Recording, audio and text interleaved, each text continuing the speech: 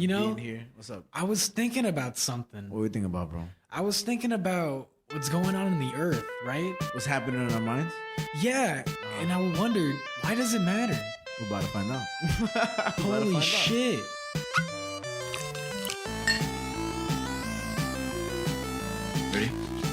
Ready? Just kidding. Welcome to Earth, Mind, and Matter. We said, fuck it, let's talk about albums. We said, let's talk about some movies and some fucking comics. This week in the universe, across the internet. So what's up, Javi? What's going on, Frankie? Yep. You know, you do that every episode. Do I really? I think so. Oh, okay. So you might be wrong. Like Fake news, man. pretty high percentage of you starting the episode with a year. Yep. That's how you gotta start episodes, man. Have you ever noticed that sometimes I say yarp? Yes, I do. Do you know where I get that from? Nah. Have you ever seen Hot Fuzz? Oh yeah, I have. There's a character in that movie who says that. Yarp? Yeah, he just goes yarp. He's just like this massive dude, and he's just kind of dumb, and he's like yarp. That's a good movie for British people. That's a funny movie, you know, because Ricky Gervais is funny, but he's not that funny. You know? Ricky Gervais, bruh. What is he? That's not Ricky Gervais. No, I'm just saying in general. Like Ricky Gervais in general. Like he's a funny guy, but yeah, he'd be but more... Hot Fuzz isn't Ricky Gervais. No, I know. What I'm trying to say is like Ricky Gervais in general. Like he's funny, but he'd be funnier if he wasn't British. Because British people be sounding crazy, bro. And why is it not racist to do a British accent? But if you do an Asian accent, like you're just the demon. Like I feel right now, but what? And I'm fine, right? But if I go, I'm not gonna do it. You know, I'm a monster. Maybe it has something to do with the fact that like it's still British people don't matter. What? Yeah, but if you do an Asian accent, a stereotypical one, but they're speaking English, you know. No, I get what you're getting at. I'm just kind of like, I don't know. I'm just throwing like answers out. I'm like, I don't know. Maybe this. Maybe, bro. Maybe. Or maybe we're just hypocrites, all of us. You know what I was seeing today that I almost put up as our news story? What? I was seeing about how some people, especially Will Smith fans, are a little upset with how Warner Brothers has tackled this Ezra Miller case. Oh, okay, yeah, definitely, because they didn't tackle it at all. They kind of just evaded it, and they were like, "Ah, it's fine." Yeah, so a lot of Will Smith fans are upset because they're kind of like, you know, Ezra Miller is literally a criminal. Monster. Will Smith slapped the person on stage, and he's dealing with more punishment than Ezra Miller is. I mean, he got an award the same night he slapped Chris Rock. I don't know. I don't think he's as bad as Ezra Miller.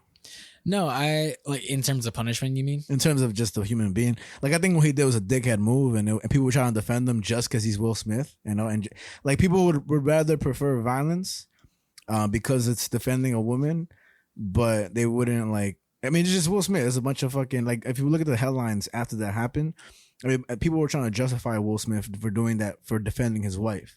But it's like, how can you defend somebody getting on stage and slapping somebody in the face, you know, over a joke? Yeah, it's non-defensible. I don't know if there's a word. Defensible. It's not defendable. Non-defendable, right? So I don't know. I just think people are hypocrites for being like, yeah, as he should, and just like, what? Like, what if that was like a woman, a comedian, and like she made a joke about Jada Smith, and he went up there and slapped her? That'd probably be worse. It's a human being making a joke about another human being. You should have slapped somebody in the first place. No, I'm aware. I'm just saying. I think like the reception would probably be worse. Oh, definitely. Just because it's like a man slapping a woman. Facts. But yeah, I just thought that was interesting because like hot takes off the bat.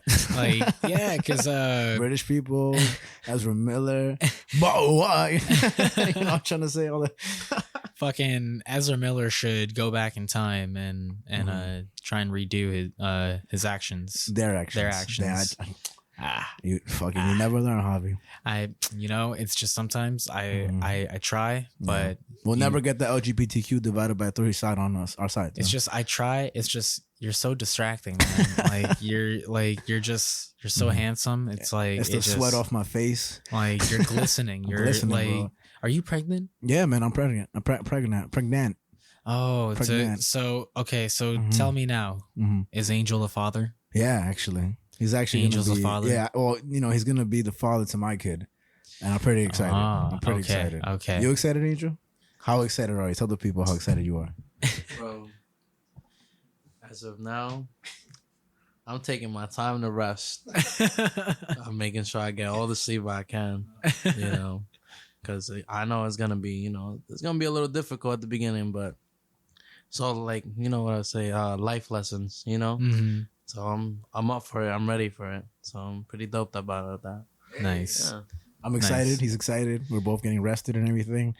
And if you're both excited, I'm sure you guys are really in love. I'm sure like the passion is still there. Our baby's gonna be genderless, so there's not gonna be a gender. Even though we did the gender reveal, like it's still gonna be genderless. What was the gender reveal just like air? Like, just it's just a little piece of tape that said non-binary.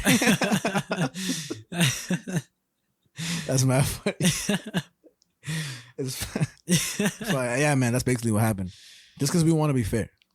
Hey, man, man. it's what you got to do. It's what you got to do. Yeah, but man. but after you get pregnant, where are you gonna take? I'm already pregnant.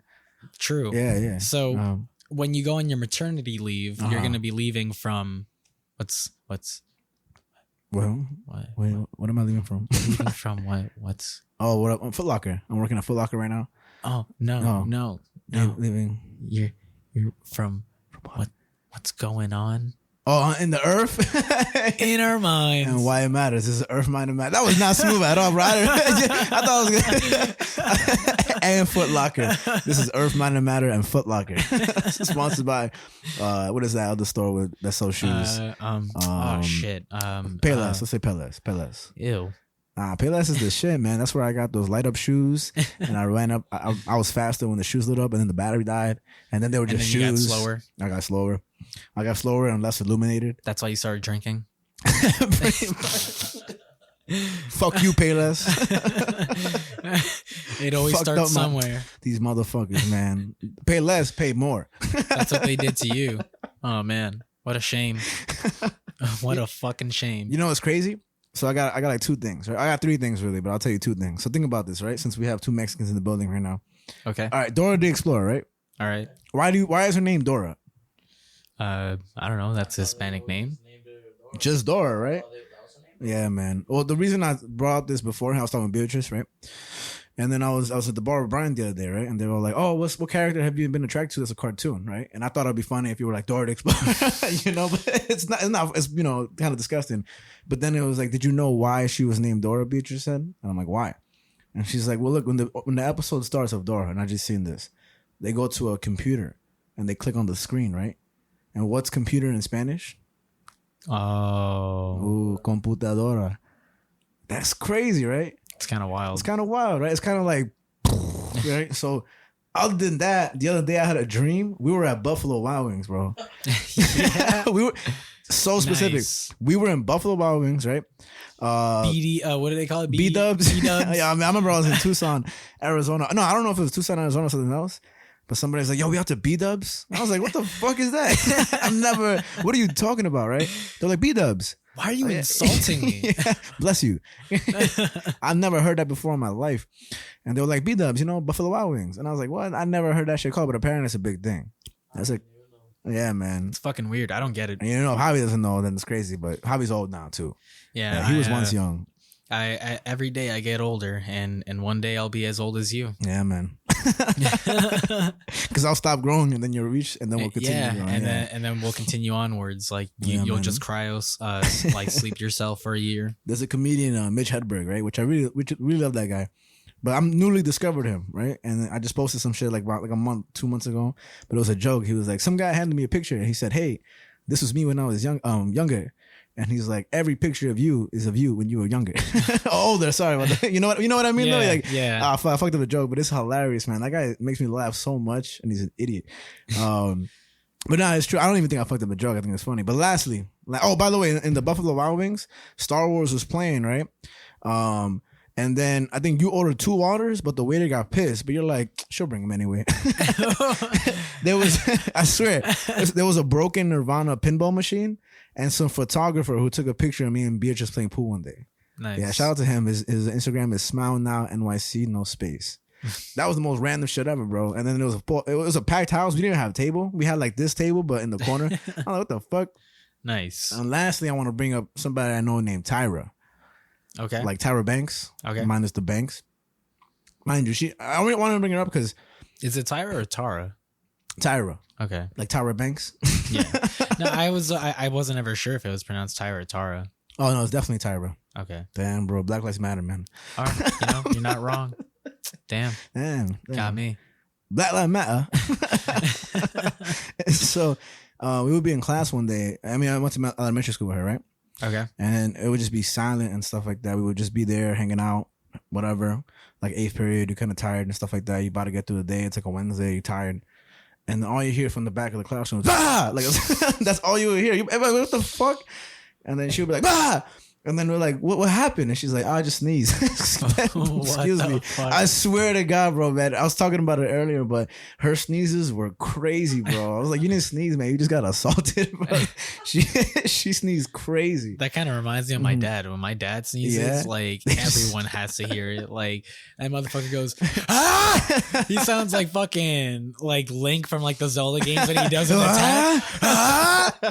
But you know, it's also some bullshit when girls be sneezing like, at you. And it's like, yo, you know you don't sneeze like that, lady. You know you weren't born, whether you believe in God or not. Nobody made you. You go home and you know, like you don't. That's some bullshit do you right there. think Sofia Vergara sneezes with an accent? Yeah, she goes, achoo. Oh, sorry. I don't know. Yeah, she talks funny, man. I thought, what is she, Colombian? I think so. Yeah, I thought she was Mexican at first. Whoops. I got the no from an angel in the back. But also, wait, first, what's up, bro? How you doing? Doing A-okay, my guy. Chilling and grilling as I do. Living life. Nice. Moving on to new things. Changes happening. And it's good. Sorry, man. I don't know what the fuck happened to you. Imagine. Yeah.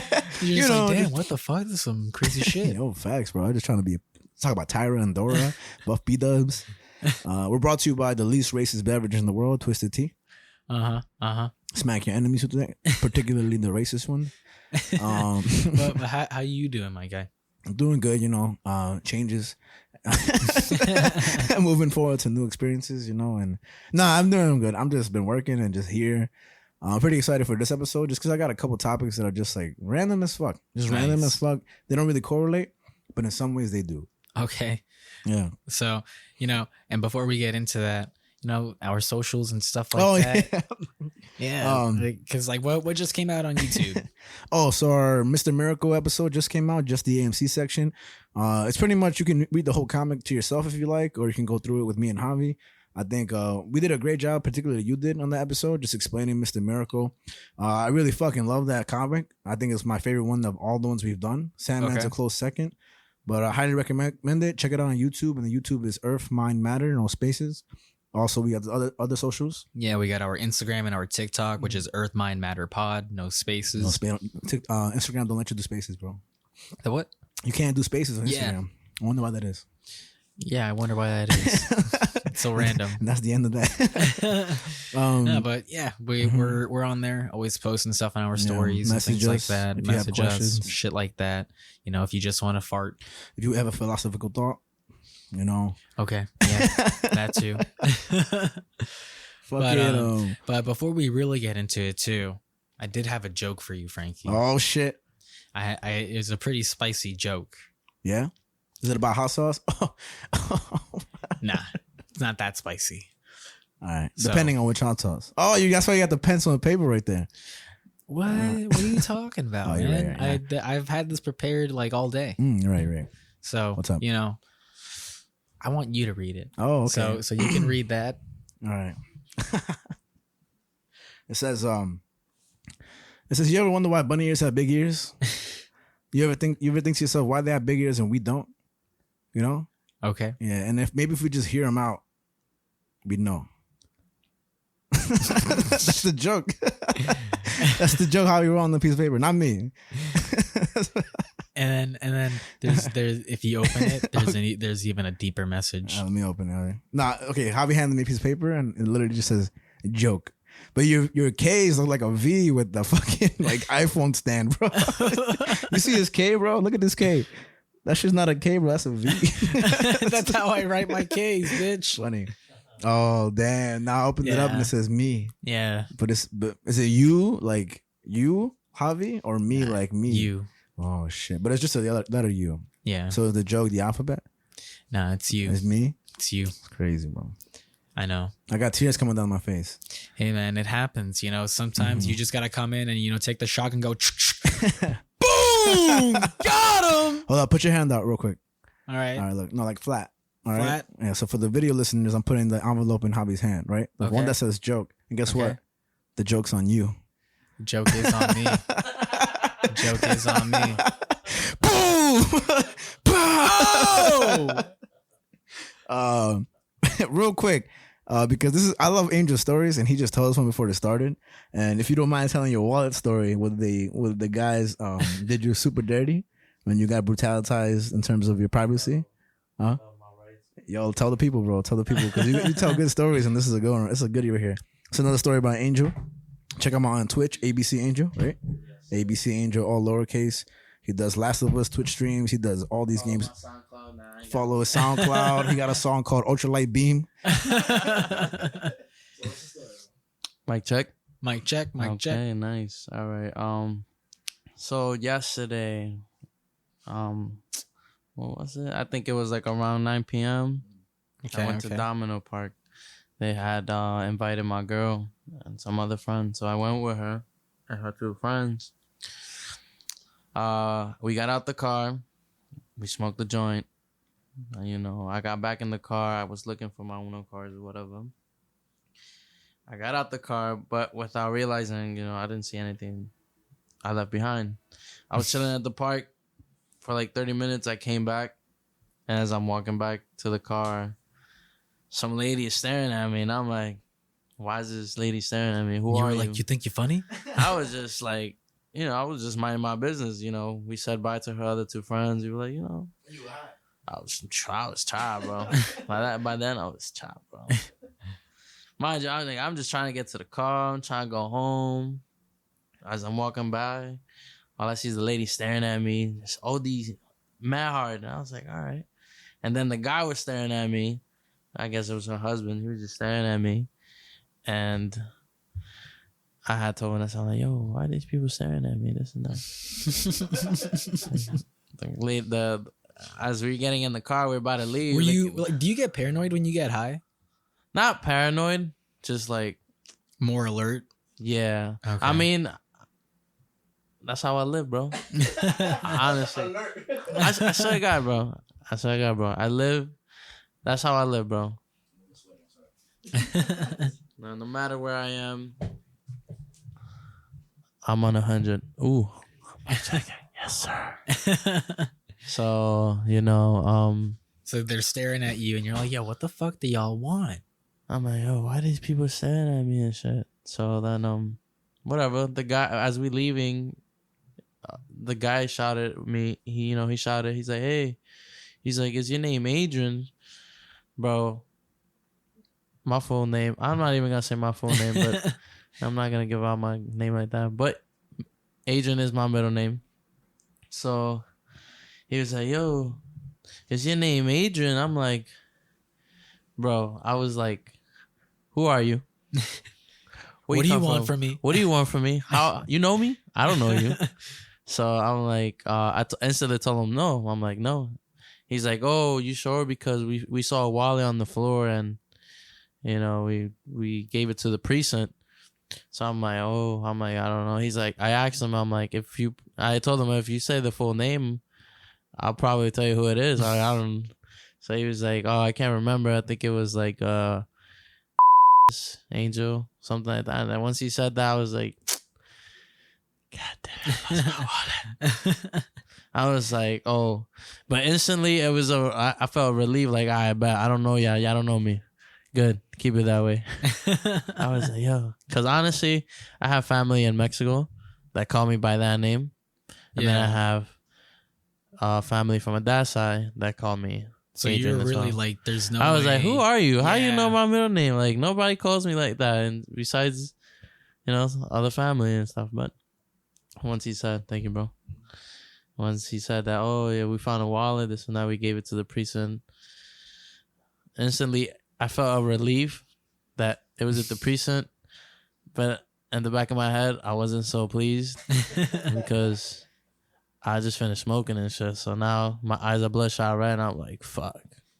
But just a reminder to the audience, it's legal. Yeah, it is. It is, but it's just like, damn, I really gotta go through this right now. So I was like, fuck. So we drove all. We got to the precinct, and Vanessa said, let me go in for you to see if I could get it for you. I was like, all right. Like, they're not gonna give it to you. They're gonna tell me to come inside and get it myself. Yeah. So she goes, like not even a minute, bro. 30 seconds later, she comes back and says, yep, you gotta go inside. And I'm like, fuck. Oh my God, but I wouldn't say I'm not scared. I'm scared of the cops, but it's just you're on alert. I'm on alert. I'm on alert, but you also never really want to have to deal with the cops. Like, if anything, you gotta live like, you self-aware of yourself and stuff. So like, you don't want to do anything with the cops. Like, they here to serve and protect, but I don't know. You're crazy, bro. Y'all hear them? I hear them right now. You hear them? They hear you, Angel. They hear you. They watching, bro. They watching. Yo, this nigga think he funny, bro. We about to pull up, yo. Nah, but it's like you don't really want to get involved with them. So whatever. I go inside the precinct. There's one inside in the front of the door, disguised as a, he has a DT on the cop or whatever. And I'm like, fuck. I was going in. I see 7 of them just standing there, watching me walk in. I'm like, God damn, all eyes on me. I was like, shit, they watching me. So I'm like, I'm here to pick up my wallet. They're like, oh. The guy takes out my wallet. And then some guy in the back, he's like, oh, you're a very lucky guy. I'm like, yeah. I'm like, I know. You're like, Thank you. get it on with. Okay, man. And the guy gave me my wallet. After my wallet, he said, here's your adapter. I carry an iPhone adapter to connect to the aux. Fucking iPhone, yo. Ever since that adapter, bro. Anyways, he gave me my adapter, and then he gave me some receipts. At first, I thought it was some tickets. He was like, oh, because he said, here's your tickets. I was like, fuck, I got tickets to pay now? I got tickets to pay You just now? got served. I was like, bro, I got tickets to pay for my wallet and shit. I'm like, nah, what's going on? But mind you, I'm chopped, bro. I'm just like, all right, just give me my shit. And then, what else? They gave me my ID. They gave me my credit cards one by one. I was like, damn. And then they gave me my cash, but when they pulled out the cash, it was already in a bag, filed up and shit. And I was like, damn. They gave you your wallet with assembly required. Yes, sir. They went through that shit. They were like, oh, here's your picture and this and that. And I was like, damn. I had to put everything back right away. And then I'm like, oh, is that it? Is that it? Do I have to sign anything? And they were like, no. One of them was like, you could sign his chest. What the fuck? Yo. I was like, fucking cops, yeah. Lame. Funny jokes, bro. Nah, but You were like, I'm too high for this. Yeah, like I'm too unaware. High and alert and aware. Listen, when I'm outside, bro, I'm looking left, right, straight, upside down. I'm looking behind my head, bro. I'm always on alert, bro. You can't trust nobody out there. Even your close ones, you could trust them, but like I'm talking about, like if you outside, you're in the train, you by yourself, you always want to be on alert. That's why I be telling people, yo, y'all think you're funny. Like, I know what's up. I see you watching me. Like I said, I already knew the lady was staring at me, and the husband. I was like, yo, something up. I'm ready. Nah, but yo, sounds like they really helped out. Yo, thanks to them though. Thanks to them. Yeah. Shout out to that family, yo. That's pretty dope though. I was like, all right, yo. Would you do the same, Angel? They didn't even touch your money. I don't know, bro. I wouldn't say that. I don't know. I You felt don't like know? I was missing some cash, bro. Damn. But I'm glad I took a $100 bill before I lost the wallet. I put that away in the car, so I was like, Nice. but I felt like I was missing $20, couple Damn. dollars. But it's okay. It's okay. Shit, I got Compensation. I got my cards. I got my ID. I don't really care about my ID. Cards you can Lincoln. replace and shit. No, but pretty dope. Pretty nice that I got my wallet back. Nice, man. I ain't gotta go I'm through that happy for hassle to get all of that shit. Yeah. You don't want to go to no DMV, bro. Have either of you guys ever lost your wallet officially? I have not. No, not like that. Nah. There's some story that I have, right? That I lost my wallet. This is a crazy story. And mind you, I've lost my wallet several fucking times. Like too many times to count. It's the worst, bro. I've lost my wallet, my phone, my keys. I be drunk. When I'm high, I have my stuff. I be losing my like shit in front of me. But when I'm drunk, I be losing my shit beforehand. Now I kind of keep all my shit on me. But one time, this is like in like high school, middle school, whatever. I'm coming home and I lost my wallet a long time ago. Like I was running home because it was about to rain and I had a basketball in my book bag. But in the little pocket, I put my wallet there apparently. And I guess when I was running home, it fell out. I haven't seen that wallet in forever. So I'm in the train and everything, and some guy looking at me, just like Angel's experience, but I wasn't aware of nothing. I was just like, yo, I think this guy's looking at me. And he comes up to me and he's like, hey man, are you Franky? And I was like, shit, I think I am. I was like, probably. Now I was like, yeah, it's me. He's like, hey man, I found your wallet. I was like, you want to just get off the stop with me? I'll give it back to you. I live a block off the train. And he got off a stop away from me that I was going to get off. I was with my friend Chris. I was like, yo, Chris, come with me, bro, because I don't know what the fuck's about to happen. Yeah. So we go get off. We walk to his house. It was a block away. And he goes upstairs. And then he comes downstairs and he has a wallet and like 2 Jehovah's Witness booklets. You remember those things? Yeah. You remember those Jehovah's Witness booklets? My dad was a Jehovah's Witness for a bit. Yeah, bro. I hated church. I used to go to church and be so bored. I would go to the bathroom and look at the vents. I hated church. So he gave me back my wallet. He's like, hey man, like I just found this a long time ago and here you go, like the word of Jesus and everything, all that stuff. Apparently a lot of people don't like become Jehovah's Witness, so they don't gotta spend money during the holidays and birthdays. Like it's not about Jesus Day. Like Jehovah's Witnesses don't celebrate those months, so you don't gotta spend money. So we never had a Christmas tree. Facts, bro. And so so eventually we did get a Christmas tree and that shit was awesome. But that was fucking cool. Ever since then I was like, nah, if I found a wallet, I'm gonna give it back. So the wallets that I have found, for the most part, I've given back. For the other part, like I didn't know how to or this and that, so I just kind of left them at a precinct or something like that. But I always return that favor because that shit is ass, bro. Not like, you know, I had my wallet dropped off to me many a times. Nice. But I will say, like, being high and shit, like I've never walked high into a precinct, but I've walked high and I still remember to this day, I'm sure many people have, into a 7-Eleven where they got the brightest lights in the fucking world.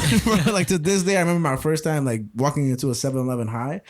I was like, damn, bro, it's fucking bright in here, bro. You could read a book here, bro. Like it's yeah, you got a sunset there. Yeah, bro, it's so bright in there. And so like, I remember that time I was like, what the fuck is so bright in here for? Yeah, you man. Back in college, I used to get so high and just go to 7-Eleven and get taquitos, and I'd like fucking No bev? down them. No bev? I sometimes You gotta get a bath, bro. Well, it depended on the day because like Okay. sometimes I had like water or something in my dorm All or right, whatever. But did you ever take advantage of bring your own cup to 7-Eleven like Slurpee Day? I've never done it before. My roommate and I, sophomore year of college, we brought a protein tub and brought it in, and they were like, yeah, we're here for the Slurpee thing. And they were like, yo, y'all are crazy. And we filled up the whole fucking protein tub with Slurpee. Nice. And it was pretty dope. And it was only like $2. Somebody should have brought a cooler. Just a whole ass cooler. But then they made that thing where it had to fit through a certain hole or something like Yeah, that. it needs to fit. It needs to be a certain size. So like Okay. the protein tub was like the perfect size and whatever. So yeah, we were good. It That's was mad it was funny. dope. Fuck it, man. But Slurpees are alright. They're not that good. I feel like Slurpees are overrated. They definitely are. But You know it's what I mean? just, I was so happy to have a Facts. protein tub, a Slurpee, and just like high as shit. I'm like, yo, man, like this is gonna last me the whole day. I said, fuck the system. Fuck the system. Fuck 7-Eleven. Fuck 11-7. I'm taking advantage of free Slurpee Day. Oh yeah. Yeah, it's not as exciting though. They give you a baby cup. Yeah, give you a baby cup. They give you 2 sips of Slurpee, and like, you get to scoop out like half an inch of Slurpee, and then you're like, I guess this is free. And the Monopoly man is there as he whips every person who gets their whip drops of Slurpee.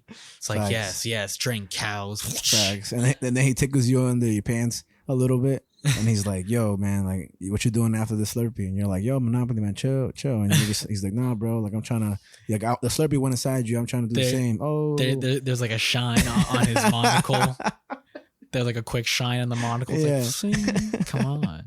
And he just licks you and runs away. Yeah, man, worst experience ever at fucking 7-Eleven. But yeah, man, so now now we got some topics to bring up. On that note, the first story is Monopoly. No, I'm just kidding. So I got 3 topics for you as per usual, and then we got the A.M.C section later. Also, it's a very special episode, special number 30. We are number 30. Yeah. It's and crazy. What's bro. today, by the way? August 28th, August 2022. Nice. One day it will be this day, but in 2070 we'll probably be on dead. I don't know. We'll probably be on episode 500. Episode 6000. Yeah. Probably. And the 3 stories I got for you today is a homeless island on Miami. Homeless island in Miami. Then I got this you probably seen. CVS, Walgreens, and Walmart contribute to the opioid epidemic. Mm-hmm. And my third story is the 335-mile march for farmers' rights. Okay. So I feel like, yeah, man, I picked one big one that everybody knew about, but these 2 other ones, I'm like, what the fuck is happening? You know what I mean? So I like these stories. I think they're very interesting and they're just super random. You know, I bet if those stories were people, Frankie, they'd like you too. You think so? I think so, man. Nice. I just think so. But I'm either a homeless, an opioid addict, or a farmer. So I don't know. You're all 3. Maybe. A homeless farmer, opioid addict. A homeless pharmacist who fucks with farmers or fucks farmers. Yeah, why not? Yeah, I man. can see it. America fucks farmers. Over. What's yeah. up? No. The joke was too late to finish. But yeah, bro, I got these stories. I got to feed you water, so I'm going to take a little sip. Say something while I take my sip. I'm going to take a very long sip. Go. Oh, you're going to take a long ass sip of water, just going to go.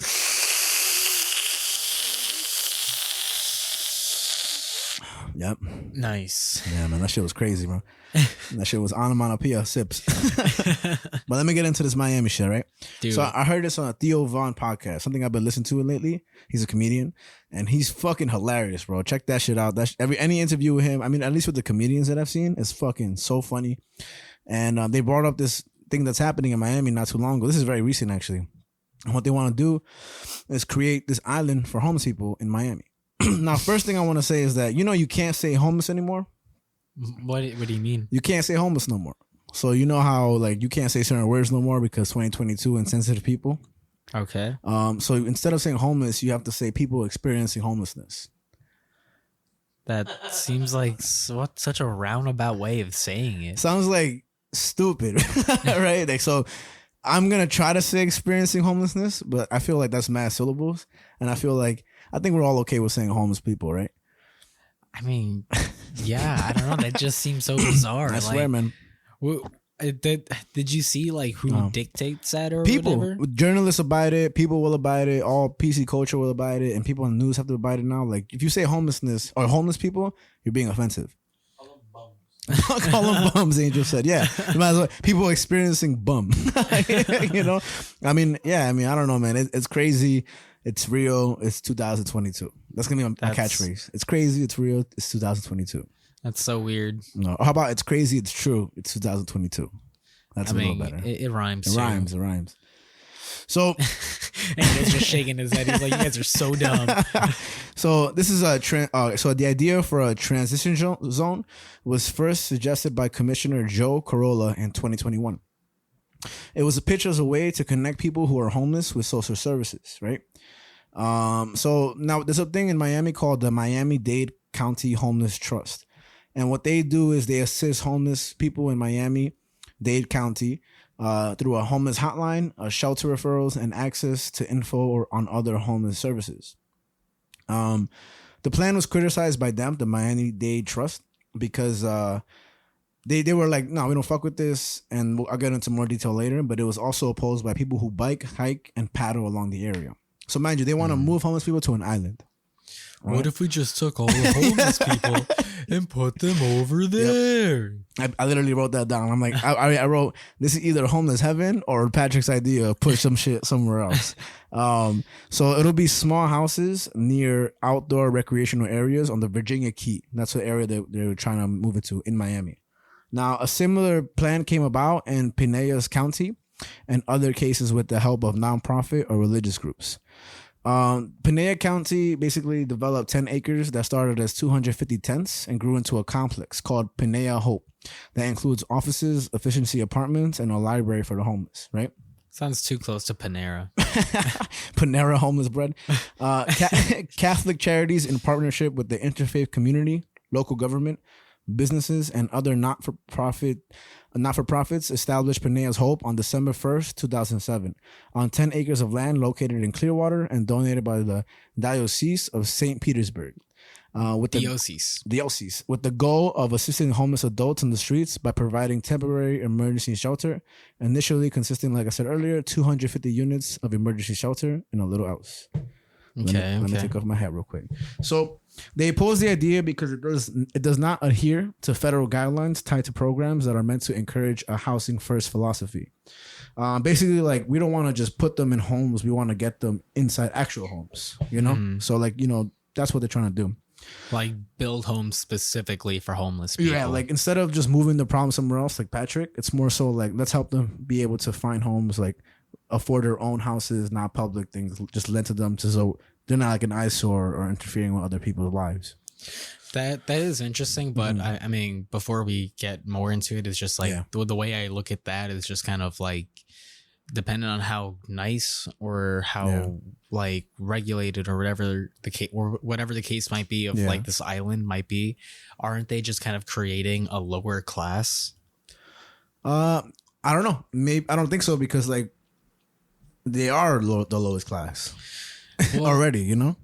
I guess. Well, I mean, I guess what I'm getting at is like by doing this, by giving them this opportunity, which I don't know yet, but maybe it seems like it's not going to be fucking condos or anything like that. Yeah, it's going to be little houses. Yeah, like small apartments or things like that, whatever the case might be. I just feel like that's almost creating a new class where it's like they're right above homeless people, but they're not like lower class. It's like just another step almost. Ish. I mean, I guess like you can say that they're kind of owning apartments or like renting apartments, because, you know, when you rent an apartment, you don't own the apartment. You know, like you still have to give that shit up if you ever move out. Mm-hmm. It's not the like literal sense of like owning a home. Yeah. But I still think that it's just, if you're homeless, you're homeless. Like, you know, like if you're experiencing homelessness, you're experiencing homelessness. Bumness. You're experiencing bumness, right?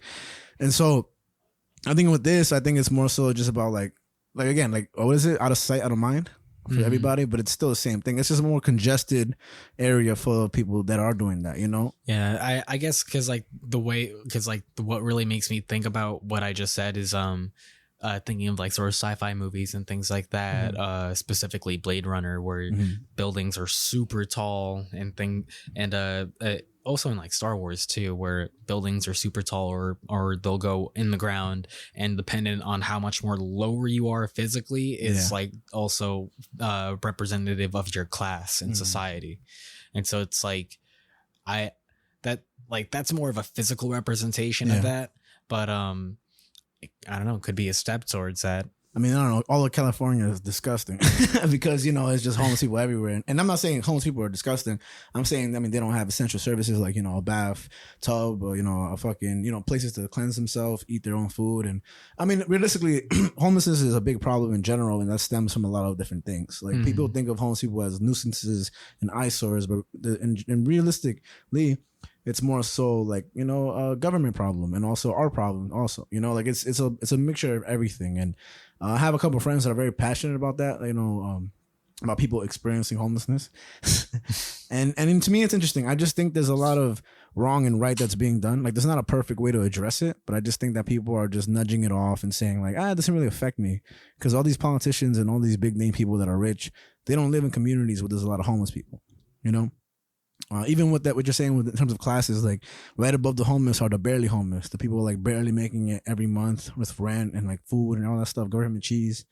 So, I mean, I don't know, like how far are we from being, as close to homeless people, like realistically in terms of money? I mean, that's kind of what I mean. It's like, it's almost like creating another step where it's like, but the step already exists is what I'm trying to like that. Like, I think it's just while it might already exist, I think this is like a governmental way of putting a label on it of like, now the government is saying like, this is this class. How though? They're already like, I don't understand it, because it's like if they move to an island, like why is it not already that before the island? Because before the island, they had no one to like give them anything, or they do though. They had like food banks, shelters, like a lot of those things, programs, and this has already existed before this. I mean, like I said before, I'm just kind of getting at that early in this in this story. Like that's just kind of like my initial thoughts, initial ideas of like, it seems like they're creating a lower class, but I don't know. Okay, so basically, like I said, the Miami-Dade County Homeless Trust opposes the idea because it doesn't adhere federal guidelines tied to programs that are meant to encourage a housing first philosophy. The public county agency also backs up this approach. Like, let's get them to own homes first before we get them homes that we're building out of our pocket and stuff like that. And now there's a person named Esther Alonso. She's the owner and operator of the Virginia Key Outdoor Center. And she says that the opposition against the project, the little houses on the island, is not about not in my backyard elitists. Basically, she's saying like, we're not trying to oppose this because we don't want them in our backyard, right? Like, so, But then she says this, quote, "This is about land like no other natural area in Miami," end quote. And then she says, quote, "Nobody wants a homeless encampment in their backyard. So we'll put it in everybody's backyard, in a gem of a public park. It would not be a good coexistence situation. You can't have a bunch of homeless men around teenage girls in bikinis." So doesn't it sound like she's like saying it is like not in my backyard approach, even though she opposes that? Or is she saying that because it's going to be in a quote unquote park instead of like your home, your literal home? I'm a little confused as to what she's trying to get at, to be honest. Yeah, I don't know what the fuck. I don't think she knows what she's trying to say. So you said that she's in position or in opposition? She's the operator of the. No, she's opposed to it, but she's saying that it's not about a not in my backyard. Like, she's not trying to say like, oh, I don't want this in my backyard. She's like, oh, what we're doing is putting it in everybody's backyard, a public park. I feel like, and that's why she opposes it. I feel like the idea of the homeless people being in everyone's backyard is what we're dealing with currently. Yeah, where it's just literally in everyone's backyard. There could be a homeless person on any sidewalk, any corner, whatever. Yeah, even in this apartment, there could be future homeless people. You know what I mean? I feel. Well, yeah, continue. No, so it's just that just seems like almost a contradicted statement. That's what I wrote. She sounds like a hypocrite of this shit. I don't know if she knows what she wants. That's what I'm saying. Yeah, I put that in there just because I was like, what the hell? And I think this article was very, very well written. I didn't write down who wrote it. My bad. But here we go. But it's done really well, and I think it goes through all the nooks and crannies of the people from Miami. Like, it's a Miami local. I think it's Miami Tribune, but it's a bunch of local people talking about it. So I think it's pretty dope because realistically, like, our homeless situation is terrible. So is Philadelphia's, and definitely California. Like, them motherfuckers have blocks full of homeless people. And and a lot of people recently got upset. What's his name? Our mayor, Eric Adams for going to places on the BQE, close to where I live, and basically cleaning up, quote unquote, homeless encampments under the BQE and throwing out people's stuff and saying like they can't be here. And a lot of people, didn't we put that on our Instagram? It's on our supplementary if you want to check it out on our older ass episode. And a lot of friends of mine were opposing this, saying that what he's doing is wrong because these people have nowhere to go. And Eric Adams justified it by saying, I don't understand how people can be okay with these people living on the street. Like, you go into these locations and you see a bunch of needles on the floor, garbage everywhere. And I won't defend anything he's saying, but I'll say one thing, that where they are and what I pass by all the time was literally 2 blocks from middle school. You know, I'm not saying all homeless people are evil or rapists or this and that, but I will say like literally it's 2 blocks from a middle school and like 3-4 blocks from a park, like a public park. So, you know, take that as you will. I'm kind of like, how about y'all stop fighting and put all that effort into the home situation? You know, but mean, it's not an easy thing to solve. So, William Porro, the city director of human services, described this concept as a humane way to help, quote, chronically homeless, end quote, people who refuse to go to a shelter. He also mentioned that there would be a zero tolerance policy on drug use, alcohol, and violence, and that to go there would be completely voluntary. Now, in Miami, a class action lawsuit over police harassment of the homeless led to a federal consent decree that protected certain rights for people on the street. Okay. You know? But in 2019, that decree was shut down. And since the city has made it difficult for people to live in public spaces outside of a shelter. So they were like, oh, we're going to help you. And in 2019, they were like, nah. Yeah. You know? And one idea brought up by the commission earlier, I forgot his name, I'll say it again, to fix this problem. Gordon. Yeah. To fix this problem is to move people experiencing homelessness from densely populated areas such as downtown. I wrote Lil, but it's Little Havana, and Overtown. And this is how the plan for the islands came about. The island will be located on the Virginia Key. Okay. That's what it's called. Now, there are 27,000 homeless people in Florida. How many? Did I already tell you how many homes will be built? Homes? Yeah. Nah. How many you think are going to be built? There's 27,000 people experiencing homelessness.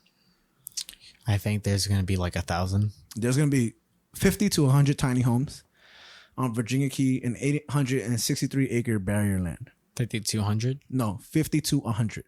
50 to 100. Yeah, like 50 to 100. Oh, wow. That's fucking stupid, right? Like, what the fuck? It's crazy. I feel like everybody's wrong. This location is home to a summer camp for kids. There's a sewage plant that's not too far away. And then I wrote the joke here I just said earlier. This is either homeless heaven or literally Patrick's idea of why don't we take the homeless people and push them somewhere else. So now there's an alliance called the Virginia Key Alliance who opposes this plan. And they say that this goes against their Virginia Key master plan that's approved by the city. Okay. So I think the master plan part is pretty hilarious. It's like, what the fuck? It's very evil. Yeah. It's like this went from a fucking news story to a DC comic. So I'm going to read you who the Virginia Key Alliance is. And what they are is, well, why they exist from what it says here. They exist to preserve and protect Miami's unique playground for cyclists, runners, swimmers, rowers, paddle boarders, outriggers, manatees, dolphins, rays, seagrass, mangroves, and other regular users of the land, trails, and basin. Who they are is a coalition of concerned citizens dedicated to preserving Virginia Key and its unique environment for active outdoor recreation, its safe venue for non-motorized water sports, and its lush wildlife and natural setting. The Alliance seeks and supports community participation and ongoing planning for any development and improvements to Virginia Key, such changes will impact generations to come. Okay. So they want to kind of conserve all this stuff. And what the master plan is,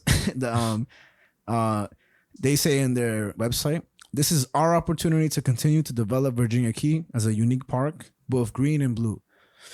I underline this, available for all Miami citizens to enjoy, except bums, apparently. You know? So interesting. Yeah. It is a guideline that can and should be used to remind our local officials how the public sees the future of Virginia Key. And the last thing I have about them is another thing that I wanted to underline, but I didn't. But it says the Virginia Key Alliance is a coalition of concerned citizens dedicated to preserving Virginia Key and its unique environment for active outdoor recreation. So basically what I said earlier, the whole thing about like, you know, they want it to look nice and pretty. Surprisingly, there's a group called Cycling Group, which is, you know, people who ride their bikes. And they made a pretty good point. They argued that the encampment is too close to a sewage line. And I thought their best point was this. It's not close enough to social services buildings. So I was like, oh, that makes a lot of sense. You know, like that's the first good point I've heard from anybody. And it comes from people riding bikes. That I was curious. People riding bikes. Yeah, I mean, they're the ones, you know. Something that I was curious about is like, if they're on an island, how is that, like, how do you access the island from, like, I guess a boat, the mainland? Because it's just, that just speaks to how difficult it would be to, like, traverse to get to the mainland, to get your services and whatever, things like that. Like, Unless you love boats, and then you're good. Like I guess. I mean, like, I guess people fucking like commute from Staten Island every day. yeah. It just seems like a lot of work to put on a homeless person. Yeah. Where it's and like an ambulance. Like, we'll say you need a hospital. I mean, or like this or that. And I mean, I don't read the story saying like it's a good thing. To me, it's just a super funny, interesting story. Not funny for the people that are homeless, but funny like this is so weird. Like, it's weird. It's a weird story, right? Like, there's no side to take. I hope nobody's listening. Because like back to my initial thoughts, like I don't know, it just feels dystopian. Almost. It's just kind of like, which I guess is one of the main reasons why I'm like, is this just sort of a class thing where it's like, are they just really solidifying like a whole class to where we can just really point and be like, that's where the poor people live. But also like that's where people are like, it's not just a little camp for them. It's also just a bunch of other stuff, like the sewage plant, like kids are camping there and stuff like that. Like it's a shared area, like not just like an isolated area for just homeless people, which I thought at first, but I think it's going to be a whole shared area. And a subsection will be for the people who are experiencing. You know how annoying it is to say experiencing homelessness, bro? Like I hate that. The reason I'm saying it so much is because I want to see how long I can go without getting frustrated by saying that shit. But that shit sucks, bro. It's mad syllables. No, I mean I definitely understand that like they're gonna share the space and whatnot, but it's not as much of a populated area as the main streets for sure. Of Florida are and things like that. So it's just like I don't know how to feel about it. It's like on the one hand, I want to be like, I guess this is like a step in the right direction, but at the same time, it's like only time will tell where like the long-term effects of this, where this could just be that dystopian thing where it's like, we're just gonna bubble all the homeless people into one area. I still think though, like a utopia would include no homeless people. You feel me? Like I think even if you walk around the streets that have a lot of people that are homeless there, it's already dystopian to begin with. I just think it's just not seeing the problem of it, which I get what you mean when in terms of like you point and be like, oh, that's where all the homeless people live. But it's also like 50 to 100 homes is not going to cover 27,000 people. Like I'm sure they're still going to see homeless people. And I just think, again, I don't think a lot of people want to participate in assisting homelessness because it's just like, it's not like hunger, right? Like what do you do to fix hunger, like world hunger? You feed mouths, right? But with homelessness, it's like a variety of people. Like some people don't want to go to shelters. Some people rely too much on shelters. Some people are just mentally, disabled and they don't know what to do in general, but are doing violent. It's just like A, B, C, D, E, F. Like there's so much types of people like that, And even before, like a while back when we covered shelters, I forgot what it was, but I brought up the fact that a lot of women who are in shelters, I think this is what we talked about, but I know for sure that a lot of women don't feel safe in shelters. So there's shelters just for women and kids. But even those, the women don't feel safe in front of other women because it's a lot of violence that goes on. And there's a limited cap space. So I guess the only positives I can see from this is that it's a dedicated area to help homeless people. Like maybe it's not you live there forever, but you can go, rehabilitate. Maybe they'll help you through there, find you like a job or something like that. But I don't know. Like it just, it's interesting how they're going to compensate for like how they're going to get to work. Like, are they going to be, maybe they can work on the island, get paid to fix it up, build more things. Like, that'd be kind of cool. Because I was also kind of thinking about that too, but it's like, then they're just, I don't know how I feel of the idea of them working on the island as well, because then it's like, then I feel like that just really makes it even more of a bubble where it's like, they don't have to go anywhere. Their job and their life is there. And then I don't know about their life though, but their job is there. I mean, like, I don't think it's a permanent residence. It's not like a city like that. Imagine a small, like a city to that island is so small scale. Like what if you reach a certain financial income that it lets you leave? And once they find out you reach that certain limit, like you can leave and you can find like a job in an apartment, like it's a gateway to get out of there. No, I'm aware.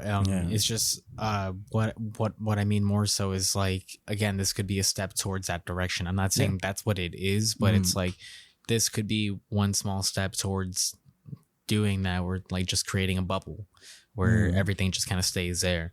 Like, I'm not saying that's what it is right now, but because again, the intentions seem well. And that's why I said before, it's really only time will tell how this will play out in the long term. And I don't know. I feel really iffy about this. I'm like, just because like when it happened for the last 15 years, it's been happening in Pinellas County. I mean, they started only with 250 tents, and if you see here, like this is how the tents look. Like they're literally just tents, like grouped next to each other. That looks a little weird, but then it grew to like it says, a complex called the Pinellas Hope that now has offices, efficiency apartments, and a library for the homeless. You know, so I think in a way, I'm not saying this is you, but it's also saying like, you got to start with something, you know, and if you don't feel good about it, like you can't prevent. I'm not saying you are, but you can't prevent all the homeless people from like, you know, and the government from trying something else to help them, you know, because it's an odd story. I'm iffy on it myself, but I'm also willing to like I'm not homeless, so I can't really speak for him, you know, like it's like I can't speak on how it's like to be Indian. I'm not Indian, you know, I can only speak. Yeah. But it's also like maybe it'll work out, and I just think it's ridiculous that it's 100 houses and people are getting upset about it. But I think all these assholes getting upset about it, it's like, oh, I don't want them to ruin my park. You know, it's like, how much have you donated to that park? Like, how much do you care? Like, you're just using the services, never contributing to it. Damn. That's right, Link. He's like, shut the fuck up, both of you. Fuck homeless people. No, that's what Link said, not me. So in the last point the guy made from the bike place, he was like, and there's mad mosquitoes. That's the last point he made.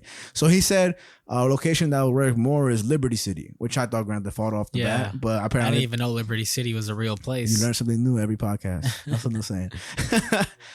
So funny enough, the Commissioner Joe Carollo, who suggested the Virginia Key idea, once sponsored an ordinance that banned encampments on public property and empowered police officers to arrest homeless people if they refuse to be moved to a shelter. So he's like, I'm trying to help, but he's also like, fuck these guys, you know, and women. And he did this because homeless people blocked sidewalks, they littered and left urine and feces in public spaces. Carollo then further sponsored a resolution to create an quote adopt a homeless program. Quote adopt a homeless program, end quote, that would allow people he called hypocrites to take people in from off the street.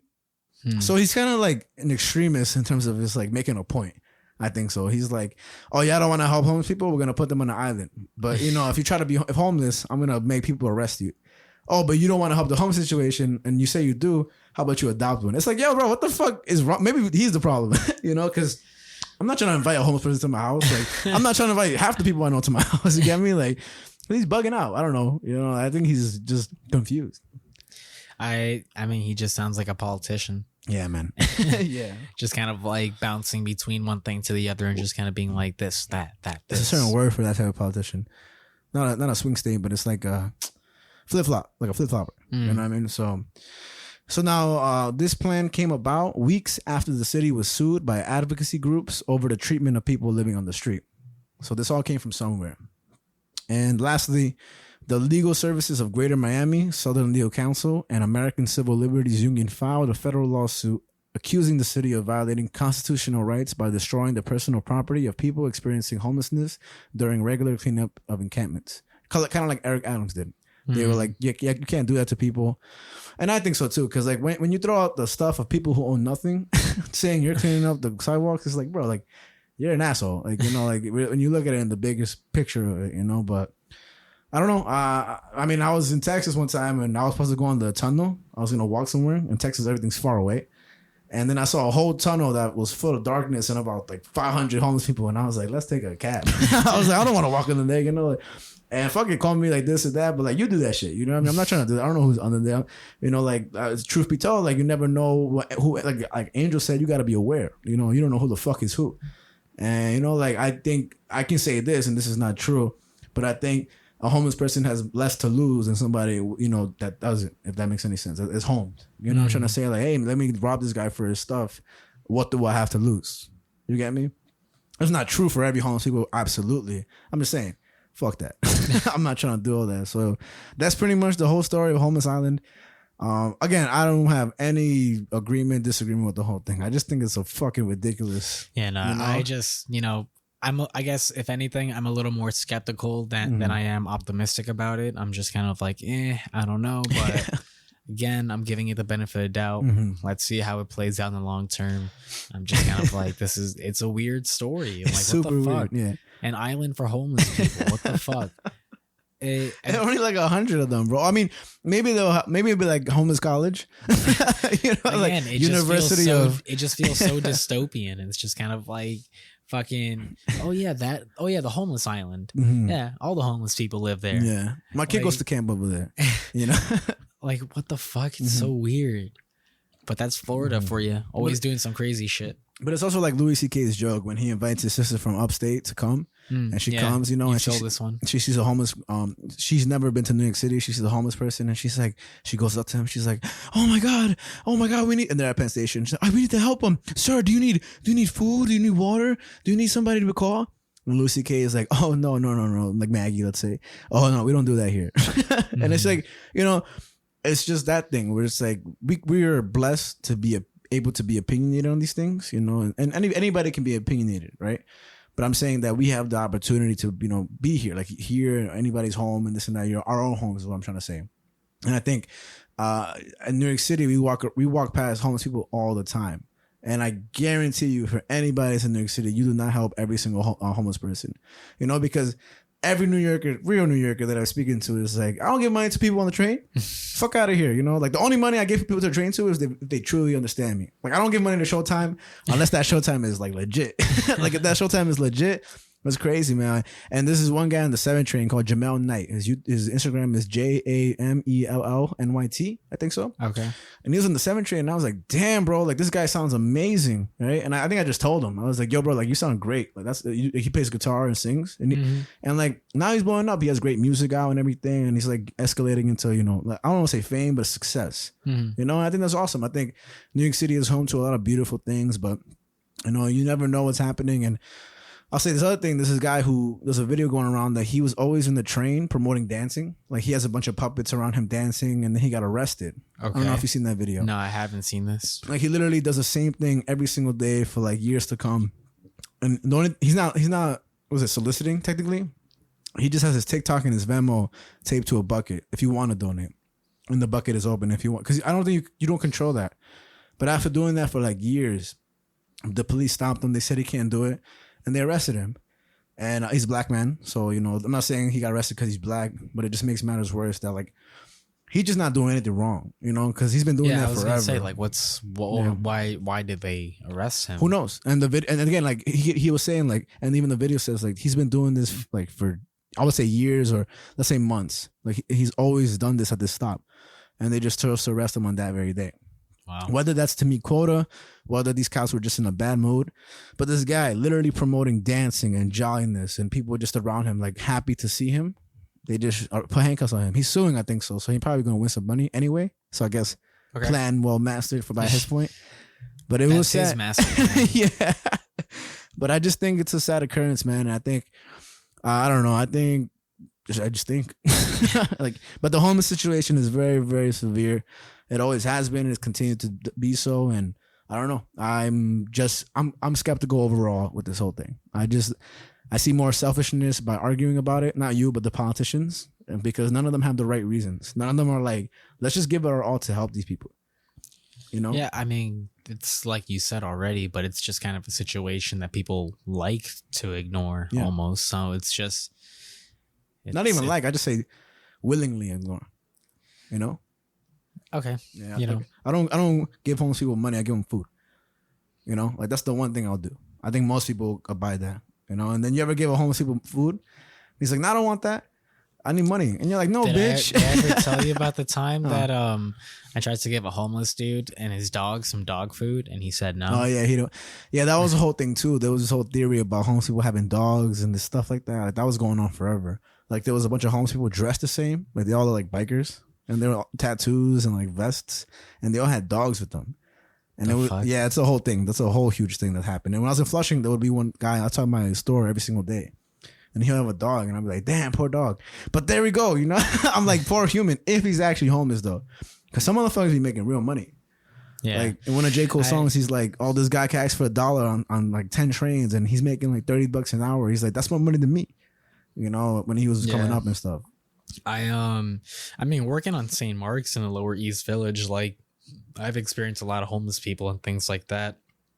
And I was told by one of my coworkers who supposedly spoke to one of these homeless guys at some point, that this person used to be like a model and whatever and this and that, and was like doing really well for themselves, but then they fell into a bad drug habit and basically just spiraled outwards, like spiraled out of control and ended up being homeless. What's this story? I love this story where you saw somebody be homeless for the first day. I fucking love this story. Can you tell it just because it's fucking hilarious? I mean, I've said it before Say it again. on the show. But yeah, it's just I saw some chick, like I was on my way to work that day and fucking I saw some chick sitting with like the homeless people, the usual homeless people there, and she was like writing a sign. She was just kind of like she was writing on like a cardboard tape, like pain, and she was like this, and they were like, yeah, like just like that, and she's like, oh my god, I did it. She gets up and she takes like the cardboard, she flips it around, and it's like a sign that says like for money or something like that. She's like, yeah, woo. And I was just like, what the fuck? What did I just see, bro? Did you try giving a homeless person ice cream one time too? I used to give some of the homeless people ice cream sometimes. So in the winter, even in the winter, if they wanted it, they got it. Oh, that's fair. There was this one homeless dude who used to come in all the time where he would bother the customers and like panhandling pretty much. He would ask the customers to like buy him ice cream, and and like the way that I combated that was just by giving him ice cream so that he wouldn't ask like or bother the customers. How dare you, Javi? Ben and Jerry's makes so much money and they need your support. They need your ice cream sales. So for you to do that, I think how dare you give away free things? I think Ben and Jerry themselves would approve. But fucking I remember one time there was like a line and he comes in and he's like, hey man, what's going on? And like he goes for the fist bump. But I go for the fist bump and he just like opens up his hand and just like shakes my hand and like really grabs it and stuff, and I was like, oh man, where the fuck has that hand been? And like the customer is like there was a line, like they all saw it, and I was like, oh man, I gotta wash my hand right now before like I continue serving ice cream. You gotta wash your hand for like 6 minutes with hot steaming water. Some homeless guy asked me for a Sharpie. He's like, you got a Sharpie? I'm like, Vanessa's like, oh. So what? I said, some homeless guy came up to me. I was at a gas station, and then he was asking for a Sharpie. I was like, nah, we don't have anything. Instantly, we don't have anything.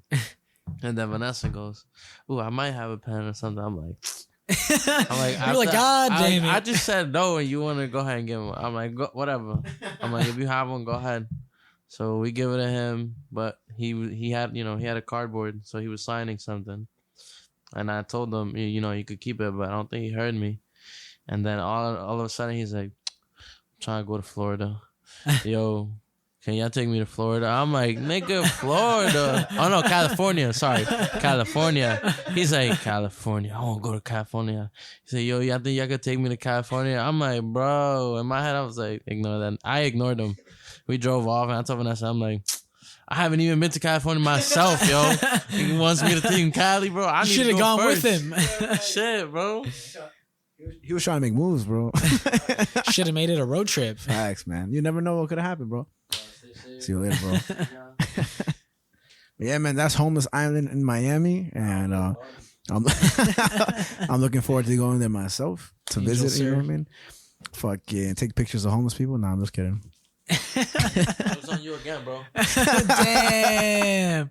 That's what happens, bro. That's what happens. You're funny, Javi. I'm gonna take a piss. Yeah, man. So, I mean, man, if you're homeless, actually, Coalition for the Homeless is a lot of great things. You could donate to them. I've donated to them in the past. Not to like hype myself up. I just feel like when I was looking for shit to help people, get over yourself, man. That was like one of the best things that I found. Oh, look at me. I'm Frankie. I donate. Look at me. I'm Javi. Oh. I'm Javi. Fuck homeless people. I don't give a fuck about them. Oh, I care so much about the homeless. I'd even adopt a homeless person. Yo, facts. Because I would not do that shit. Fuck a stranger in my house. All right, so the next story I want to talk about, which I'm sure you saw in the news, is that basically CVS, Walgreens, and Walmart got to pay $650 million because they've contributed to the opioid epidemic. So I was like, I didn't want to do that one because there's a lot of new like lawyer type shit that goes on between there, and I have a certain stance on that whole thing. But just to start off, I have certain like facts about this year, but just pulling it up right now. 70,630 people died from drug overdose in 2019. 10.1 million people misused prescription opioids in the past year. 1.6 people had an opioid use disorder in the past year. People use heroin. 745,000 people use heroin in the past year. 2 million people use methamphetamine in the past year. 50,000 people use heroin for the first time. Did I say the heroin already? I'm pretty sure I did. I'm not sure. No, 745,000 people use heroin in the past year. 1.6 million people misuse prescription pain relievers for the first time. 2 more. 14,480 deaths attributed to overdosing on heroin in 12-month period ending in June 2020. And lastly, 48,006 deaths attributed to overdosing on synthetic opioids other than methadone in the 12-month period ending June 2020. I just Googled what is the opioid epidemic in the U.S. Mm-hmm. All that shit popped up on hhs.gov/opioids. Yeah, I mean, I think I told you this already, but I almost made one of my stories. Oh yeah, yeah, where I was like the only reason why I never made it one of my stories was because like you said, it's a lot of lawyer talk, but at the same time, I was just kind of like, because it's a lot of lawyer talk, how juicy is it gonna really be? Oh, okay. So I'm interested to see how you make this juicy. Just fucking pour water off the mic, Bruh. That's water, not juice. Oh fuck. So basically, CVS, Walgreens, and Walmart have to pay $650 million over 15 years to 2 Ohio counties due to their contribution to the opioid epidemic. The verdict came in last November, and the trial lasted 6 weeks. Michael DeAngelis, executive director for corporate communications for CVS Health Corp, said that he disagreed with the decision, of course, and that, quote, pharmacists fill legal prescriptions written by DEA licensed doctors who prescribe legal, FDA approved substances to treat actual patients in need, saying that it's not our fault we're giving these guys pills if the people who are licensed to hand them out are doing so incorrectly, or, and this and that. Mm-hmm. So, just shifting the blame more than anything. And the 2 counties affected in Ohio are Lake and Trumbull. Like the county is called Lake County and Trumbull County. Now, the reason I did want to bring it up is because it's also a very factual base. Because the facts I just told you, I just pulled up. Like I didn't have those written down. So I just figured like if anybody just started listening to this, at least to get some facts on it. Because I feel that before this, I mean, that crisis has been very interesting in general. I know with like opioids, I mean, a lot of people die from them. And that when a lot of people in the black community died from crack, which when you think about how, DEA sprouted, I mean, a lot of people still believe to this day, and it's kind of true, that crack was put into the black community. And then a lot of black people were arrested, punished, and fined for that. And if you read Carl Hart's book, Drug Use for Adults, the punishments for like a gram of heroin, like you can get 25 to life. 5 years off the bat. And even if you never committed a crime before in your life, like a first offense, you would immediately get 5 years plus. You know? So that being said, with a lot of crack that was put into these communities, the DEA sprouted because the funding was so grand. So it was kind of like something made by the government to benefit themselves, Yeah.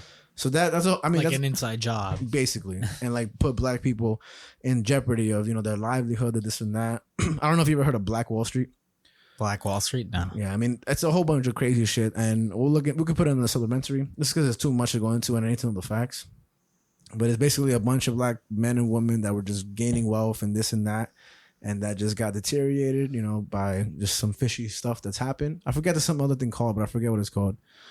But I want to bring this up also because, like, really looked at black people that use crack as, like, addicts and this and that, whatever. And it's a good point made nowadays by many people that when white people are affected by opioids and, like, pills and, all these things, that it's like, oh, we need to help them. Like, we need to, it's just like, I don't know, like when Kyle's getting fucking drug overdose, it's the problem. But when this guy who's black getting, it's like, they're addicted. They're, they're doing this to themselves, I think I brought it up before on this show, but I love the It's Always Sunny episode when Dee and Mac get addicted to crack or something like that. Yeah. That's just so stupid. So funny, man. But like the whole fact that they do that just so that they can try and get healthcare or something like Unemployment. that. Unemployment. Yeah. So dumb. Ridiculous. Nah, It's Always Sunny Philadelphia makes some great points. Even when they were talking about like what the alcohol withdrawal, like when you stop drinking so much and they all thought they were dying, but they were just suffering from like not drinking. Like if you are a hard drinker and you completely stop, like you can die. Did you know that? That's fucking crazy. So their episodes on that. I mean, they make a lot of good points, but they know how to like make jokes and receive them, and I think it's a very clever show, very funny too. Like South Park, some of the best shows come from just comedic, not relief, but just comedic outlets, you know. But cancel Dave Chappelle. I've never seen anybody say cancel It's Always Sunny in Philadelphia. I've never seen anybody say let's cancel South Park, except those real prick bitches like that, like have, you know, sticks up their asses that are like, we need to get rid of the show. You know what I mean? Like those people, just fuck those people. I have heard like some people that are in opposition to like South Park and stuff kind of say that that they feel like South Park, with what it's become in later seasons and stuff, of like how political it's become and whatnot in the show, that it almost aids people that are more right wing and whatnot, just because they like people that are more right wing see like South Park making fun of the left side and whatever, and they're kind of like, yeah, you see, they're making fun of it, so that's affirming like my feelings of how I feel about it. And so I was like, I guess that's kind of like an interesting way of looking at it. I think South Park has always been political, but also everything else. And I think that the left people, you know, they're saying that stuff, or the right people are saying that stuff because both sides do so much to make themselves get made fun of, you know. And I just think that the right is also getting made fun of. They just complain less because, you know, they're these, oh man, America, this and that, but the left is complaining about it so much. But I think they represent both sides fair. And at the end of the day, it's always gonna be that stance, because what South Park does so cleverly is use their freedom of speech, like expression. You know, like that's South Park is a satire, so it's like, and so with that, like it's always gonna be like, because if once you say like, but what about freedom of speech? Everybody who's a liberal is like, well, you know, you can't, you know, like you can't say that, and it's like, well, I technically can't. Like, you know, did you ever watch the I think it was a vaccination special?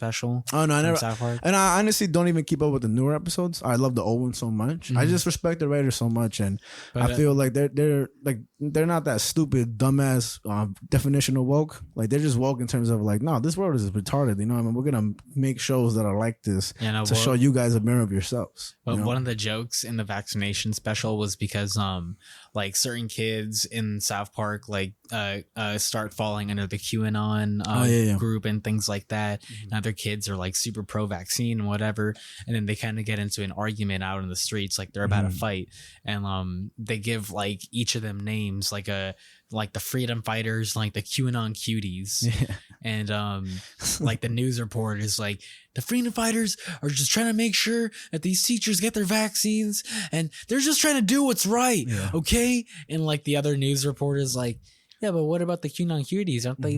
Don't you think that they're also doing what they believe in, what's right?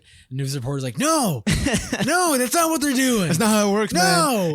It only works if they abide my opinion. You know what I mean? And it's just like, y'all are both dumb. That was just a funny joke where like they do that like a few times. Our news reporter's like, no, like, the freedom fighters, they're just doing their best they can to be like law-abiding citizens. Yeah, it's so good. AKA CNN and Fox.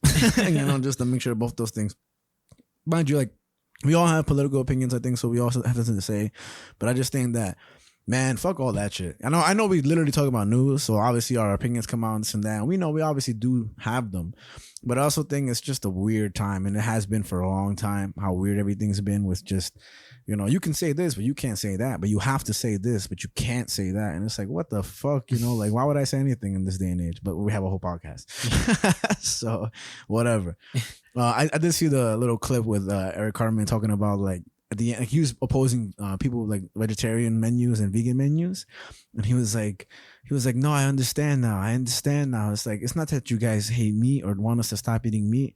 It's like, oh no, like bad things for us. It's like, you basically saying like, you want to eat vegan stuff that's just as bad for you, you know, like that tastes exactly like me. And I understand you now, because a lot of like vegan products, like the Impossible burgers and stuff like that, like people eat them like, you know, because it's better, and they'll be like, oh, it's a better alternative, you know, it's bad to eat, you know, beef. But and this I remember seeing a long ass time ago, like when Impossible Burgers weren't out, but people were making them online. Like, we've just made a burger with you know, what's it called, beets and eggs and this and that.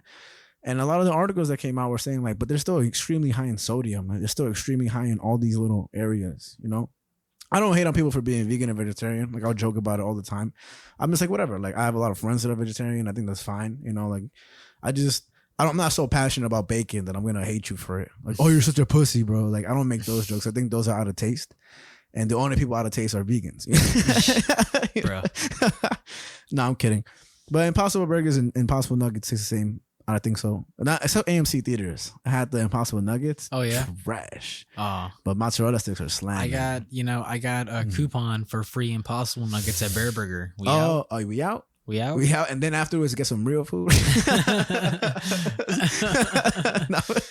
No, but that's fucking. Funny, did you really get a coupon? I it's dead ass happened. I believe you now. No, something that I was also thinking about before, to kind of go back to sort of like the political stuff and whatever, like South Park, just to continue this b-hole for a second. I'm with it, bro. But The Boys is another show that's dealt with a lot of political backlash from the community, similar to South Park, I would say. Where if you don't know what The Boys is, it's a satirical superhero show from Amazon Prime, and it based off of a comic of the same name. And the whole show and is the comic in on it? Like, do they help them make the show, or is it just satirical ripoff of the comic? The comic makes fun of like itself. The comic makes fun of like comic superhero like genre, while the show makes fun of like movie superhero genre. Oh, okay. Just because like that's what's more modern and whatever, gotcha. The movie aspect of everything. But yeah, it's the show is super political and stuff like that with its characters and stuff like that. And I had seen on Reddit that the subreddit for The Boys had gone under turmoil, where people were just getting into arguments and like spreading hate speech and like sending threats and things like that to other people, just because people more specifically on the right side were noticing the jokes that were being made about them on The Boys and were getting really upset about that. And this is a show that now has 3 seasons, and this is a show, again, a satire that makes fun of everyone. Yeah. So it's like the fact that they only just noticed this is kind of like, wow, like you're kind of late to the game. Yeah. And the fact that they're getting so upset about it is kind of crazy, because like, again, there's just been hate speech and threats and things like that happening on the subreddit, and it's just kind of been in turmoil. And that's when it gets really crazy. Like I like when it comes to just like real hate, like hate speech or like, you know, racism and stuff like that, or real like this and that, like, you know, freedom of speech. Because I still say like technically we can say whatever we want, but like now there's private companies that handle those things. I don't know if you've heard of the new social media. It's called Getter. Gettr. I think so. I was watching the KSI boxing match, right, which was absolutely terrible. I fucking hate that guy. I don't know if you heard about it. The KSI guy on YouTube. No. This boxing match is terrible. That whole thing is terrible. I hate the Zone. I know you don't watch sports like that, but like the Zone, DAZN, their announcers are terrible. That whole shit is terrible. terrible. And I just hate it. But one of their commercials was about this new social media, kind of like Truth Social, which will be on very soon. Donald Trump's social media. But Getter is spelled Gettr. And literally the commercial is like, no more limiting what you can say. No more diss. No more cancel culture. Get ready to speak your freedom. You know? First of all, I'm a little iffy because Getter is a hard R ending word. You know what I mean? And for an outlet that wants to be free speech, I think you know what you want to be said on that. Just a little thought. But I also thought it was very interesting because like the boxer is basically a YouTuber who's fighting a boxing match, like Jake Paul. And I think it was very interesting how that was a commercial brought up on there. I just happened to catch it. You know, I was watching it because there was no other sports, and I was like, at least there's some boxing. And it was, what was it? The KSI? No, terrible. So, damn. I was gonna give you some knuckles, but damn, Harvey. Sorry, I was like, what do you mean? What was it? It was like the fucking KSI boxing match. Yeah, no, it was that, and so I'm interested to see how that's gonna come up because I'm sure later on there's gonna be some future turmoil and whatever. But I think of on a lot of social medias, people who often get kicked off are people who are, quote, on the right as opposed to people on the left. So I think that's very interesting. And that's just true. And not all of it is because like, oh, they're like, oh, I'm part of the KKK. I hate black people. No, it's more so like, hey, I think this about this and it's not a popular opinion. And those people are more likely to get off, you know, social media because they're kicked off rather than somebody who's a cold left and, you know, says extreme things on their side. You know what I'm trying to say? Now you may say like, oh, well, who's the opposition of like an Andrew Tate? Well, I don't know, because we never complain about those people. You know, we just accept everything they say with open arms because we feel like we have to. The first person that came to mind was Bernie Sanders. Yeah, but I fuck with Bernie Sanders a little bit. Although he has a lot of money himself, man. Somebody made this joke. I think it was Bill Burr or something like that. But they were talking about Anderson Cooper. And he was like, who the fuck's talking about the human glass of milk? Wow. God damn. That's the funniest shit ever. But I remember, I don't know, Anderson Cooper is kind of funny too. Everybody's hilarious. Like that Chris Cuomo and Andrew Cuomo shit is funny as fuck, you know. Like they were left until they were right, you know. And I mean, I don't know. Again, I just stay out of that whole conversation. I don't consider myself either or. I think literally everybody's a mixture of both. And if you label yourself as a right or a left, I think you just got to reevaluate your things. I think that is a ridiculous system to have ourselves check off as Democrat or Republican, you know, because it's like not all Republicans are evil and not all Democrats are you know, not saints, you know. They're not saints, all of them, you know. I mean, I will say that, like, in our country, like, the perceptions of either party has definitely changed over the years, where it's like people are more Republican at a certain point, and you know, Republicans were kind of seen almost the way Democrats are seen today. Yeah. So it's an ebb and flow. It always goes one way or the other. We have a mixture of both sides of opinion. Like, if you ask somebody an opinion on every single political stance, they're not all gonna have a left or right, you know. And that Green Party is stupid. And I mean, I don't know. This is just like a low blow because everybody always says this, but the KKK was founded by who, or like who was part of the KKK in the past? I don't know. Democrats. Crazy, right? But it's like people saying it now and they're like, oh yeah, well the KKK, but that's like an old fact of old history, you know. Not that, I mean, if you didn't know that, look it up. Look up KKK Democratic Party. I mean, that again, it just speaks again to the ebb and flow of like the Democratic Republican parties. I mean, it's like, doesn't that speak to the ebb and flow of human beings? Always, yeah. You know, we just are forced to put. If you want to get all fucking deep about it, I'm getting more simplistic about it. I think making it into parties is more deep, but it's more like. We all have very complicated emotions about a bunch of things, you know. Like there's major things like abortion that, like, once you state one fact, you're like, whoa, you know what I mean? Like you get a little crazy, but there's a lot of little small things, you know what I mean? I don't know. Small things. The small things, the devil in the details, Javi. I was making a Blink A.M.C. reference. Oh damn! I guess this is part of growing up. Damn. All right, why you gotta make me feel old? I'm kidding. So again, back to the, you know, out of the beehole and back into the CVS shit. Basically, CVS is people who are like, nah, bro, not our fault. Doctor's fault, right? Yeah. And the two counties affected were counties Lake and Trumbull. But some of the facts the article is mentioning is that actually this has everything to do with the counties. So between 2006 and 2012, 80 million opioid pills were shipped to Trumbull County. Now, 80 million pills were handed out to a county that has a population of 200,000. What the fuck? That's a shitload of pills for like that ratio is. I even asked Jonathan, I'm like, what is the ratio to that? He told me, but I'm just gonna read those because I'm gonna confuse myself. So that's wild for the 6-year span. Even if it's like a 10-year span, that's a lot of pills to 200,000 people. Over that same period in Lake County, 60 million opioids were shipped to Lake County, and they have a population of approximately 230,000 people. God damn. So that's a lot of pills. That's a lot of opioids. So opioids. Yeah. Let's try to think of that job, Ken.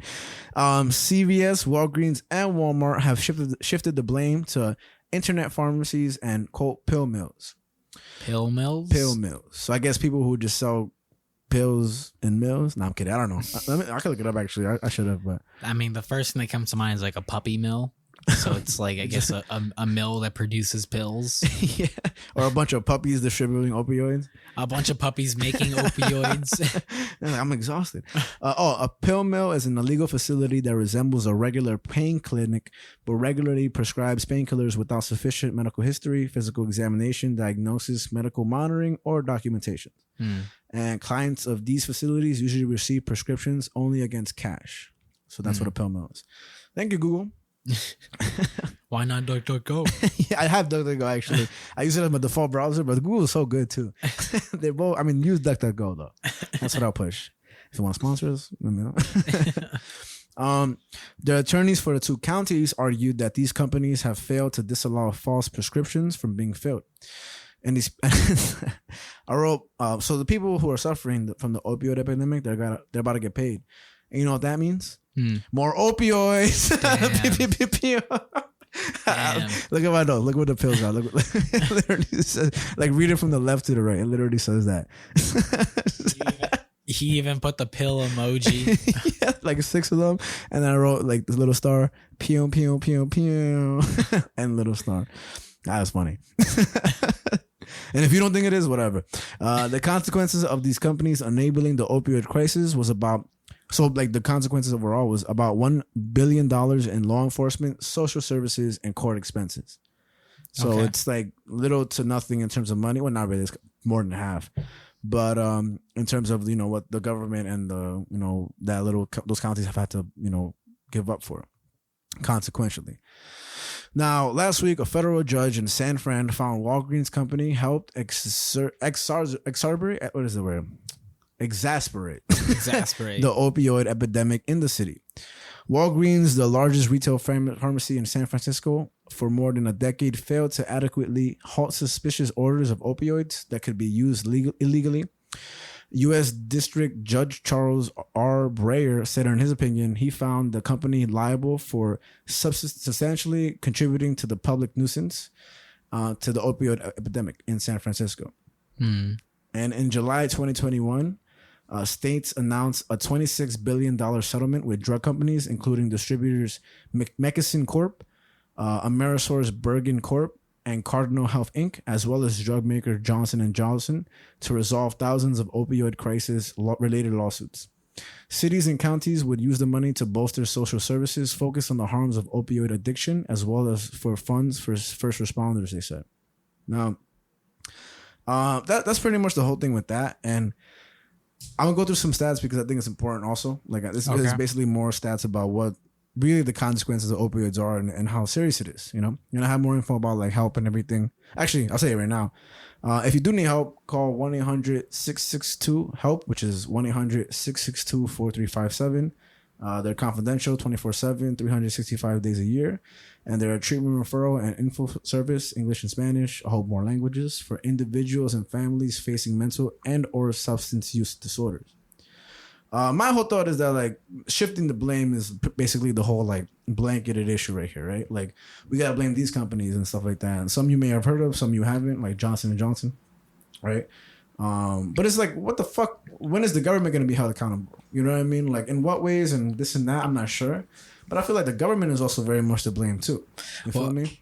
I mean, you said it yourself, but I mean, in what ways? It's like, how would you put blame on the government? Like, for allowing these drugs to exist, you know what I mean? For like allowing people to distribute so much and not finding alternative sources to cure the diseases they're claiming to treat, when it leads to a bunch of deaths that cap more than suicide. You know, like that's what I'm trying to say. Like there's better way. I mean, ask Jake Plumer with his mushrooms, you know what I mean? And just like, well, and realistically, there's a whole bunch of other things. Like it takes forever for marijuana to get, provided for states legally, you know, but there's a bunch of things that can help, you know? And I think we lack on that so much. And at what point does the government have to be held accountable? Only the companies are, you know? I mean, I guess, like, again, it's just like we would need to have like something to back that up, because it's one thing to be like, yeah, they should do this, but I think we should also have some idea of what they should do, because I can't think of like, I mean, this is just me, but I can't think of an alternative. I don't know. It seems like people definitely need these sort of drugs, painkillers and whatever, depending on their situation. I would say, if anything, maybe some more regulation or something like that. I'm almost kind of reminiscent of like gun control laws talking about this. Yeah. Where it's just kind of like clearly there needs to be some more like work done on this. Yeah. But it's just, I don't know. It seems like such a difficult like position or difficult situation to sort of put singular blame on anyone. Yeah. It just kind of seems like it's a fuck up on everyone a little bit. Well, I think like, why do you think there's no research done with like mushroom treatment or MDMA or this and that? Like in terms of doctoral treatments and like studies. Well, I would say because one, it's illegal. Yeah, and I think that's where we can start off with. I think it's different from the guns because it's like if it was the guns, you'd say let's take away all the opioids. No, I'm kidding. Well, I'm kidding. Because even the reason why I brought up gun control laws is because I almost thought for a second it was almost like that's what almost you were saying. Like, let's get rid of the opioids. No, I mean, I'm not saying that. I'm just saying like it should be regulated and it shouldn't be distributed like candy. Like it should be also like there should be different resources to reach for, but this is the only one. Like even like this is happening now, but I think when I was in high school, and I'm just thinking about the time period. But in Greenpoint, there was a pharmacy that got in big trouble. Like, and basically the husband got fucked, and the wife was like, "Nah, not me," and they got into big ass trouble because they were distributing these pills like crazy. You know, and if you look up, I'm pretty sure this is also in Florida, but people were getting opioids like nothing. Like they would have prescriptions, go to one pharmacy, get it, and they can go to like 6, 7, 8 other pharmacies. God damn. Yeah, and so like it doesn't just have to do with those pills being distributed. It's the regulation, which is what you're saying. But I also think that like there's a reason people are getting these in the first place. You know, like why do people get cannabis like licenses before? Oh, my neck hurts. You know, so like, why are people getting prescribed these drugs now rather than other forms of treatment that we're not allowed to study? You know, like that lady that came back from North Korea with the Joe Rogan thing. Like one of her treatments that helped her like be able to have her life back was using MDMA, ecstasy. You know, like the treatment with that. And there's a lot of treatment with that or ketamine. I don't know if they're the same thing. I always forget the whole difference and stuff like that. I don't know. But essentially, like, I mean, I'm pretty sure like there's a certain drug that basically has methamphetamine inside it that we prescribe to children. You know what I mean? Like that have a certain disease. Like I'll look it up to make sure I'm 100% sure that's a thing. But we just name it something else. We call it the all. You know what I mean? Like, you know, and it's terrible. You know, like we are so close-minded to drug use and like how much it can help. But it's like we illegalize everything that we can research into it. You know. Again, this is a vague conversation with it, and again, I'm not shitting on people who use it or why it's prescribed or this and that. I just think it's a big thing in our world today, you know. And I wish it was like safely used because some people do really need it, and it's a fact. You know, I'm trying to say, this is crazy though, you know. Yeah, I mean, like I said before, like, you know, I feel like we need to provide some sort of idea to really back up the idea that there are alternative ways to go about this, like the research behind it, things like that. But again, from what you're saying, it seems like even doing that research is kind of difficult to go about. It's impossible, not difficult. So, and we have all the ideas, but it's disallowed. You know what I'm trying to say? Like that's what I think it is. So it's a difficult situation because it's like we literally don't know if there are better ways. There probably are, but I think they're definitely. I think they're just not regular. They're not FDA approved. No, I mean, what the fuck? You heard was that shit? It is Sunday. That sounded like a fucking like vulture screech. Holy shit! I hope the mic picked it up because at that point we were just talking crazy. What the fuck? They're like opioids. That was like a. I was like, what the fuck? I don't know who's hype on a Sunday, but fuck it. Live your lives. Fuck, what was I saying? Like, you know, basically like before we like jump into what areas can overtake opioid prescriptions, like how can we find out the ways to find out which is I overstated your statement. No, I mean that's kind of more so what I was getting at. I there was something else I wanted to say, but I can't fucking remember. I was trying to remember the very last thing I said, like the last words that came out of my mouth, Frankie. Mega Man has some of the best music in video games ever. That's a fact. Look up Mega Man music from the past, like the 8-bit shit. Did you ever play old Mega Man? Yeah, man, that shit is fun as fuck, bro. Isn't it? Oh, isn't it? It's like I was on opioids. I was addicted to that shit. Now, Mega Man is fun. But let me read you these stats, just because I got some stats. What the fuck? He said, Jonathan has said, y'all most productive on Wednesdays. I've peeped. What the fuck? Yeah, he just said to our social media, so whatever, slime. Anyway, according to CDC's National Center for Health Statistics on May 11, 2022, there were an estimated 107,622 drug overdose deaths in the U.S. during 2021, an increase of 15% from the 655,000 deaths estimated in 2020. Damn. The 2021 increase was half of what it was a year ago, when overdose deaths rose 30% from 2019 to 2020. The new data show overdose deaths involving opioids increased from an estimated 70,029 in 2020 to 80,816 in 2021. And overdose deaths from synthetic opioids, primarily fentanyl, psychostimulants such as methamphetamine and cocaine also continued to increase in 2021 compared to 2020. And I have a list of deaths here, but you get the gist of what I'm saying. Shit crazy, right? Now, like these deaths are in the 70,000s, 80,000s. In 2020, 45,979 Americans died by suicide. But in 2020, there were also 1.20 million suicide attempts. The reason I bring up the suicide thing is because I'll never forget there's a comedian called Ian Edwards, right? And I saw him perform in Caroline's and Times Square, basically. And he ended off his show because he dealt with drug addiction very badly, like, you know, alcoholism, this and that. And I think he got sober or was, you know, at least better now. And he ended off his show saying, like, hey, man, like, just know that, you know, this is true, that more people died from opioid addictions than suicide in last year, and this and that. And that's a very big problem. And again, like, they're completely kind of different, you know, like they're not in the same area of things for sure.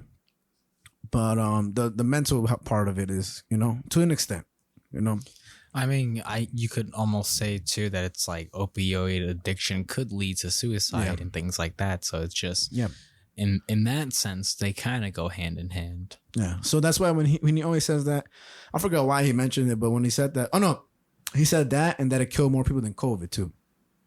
So I mean, I don't know.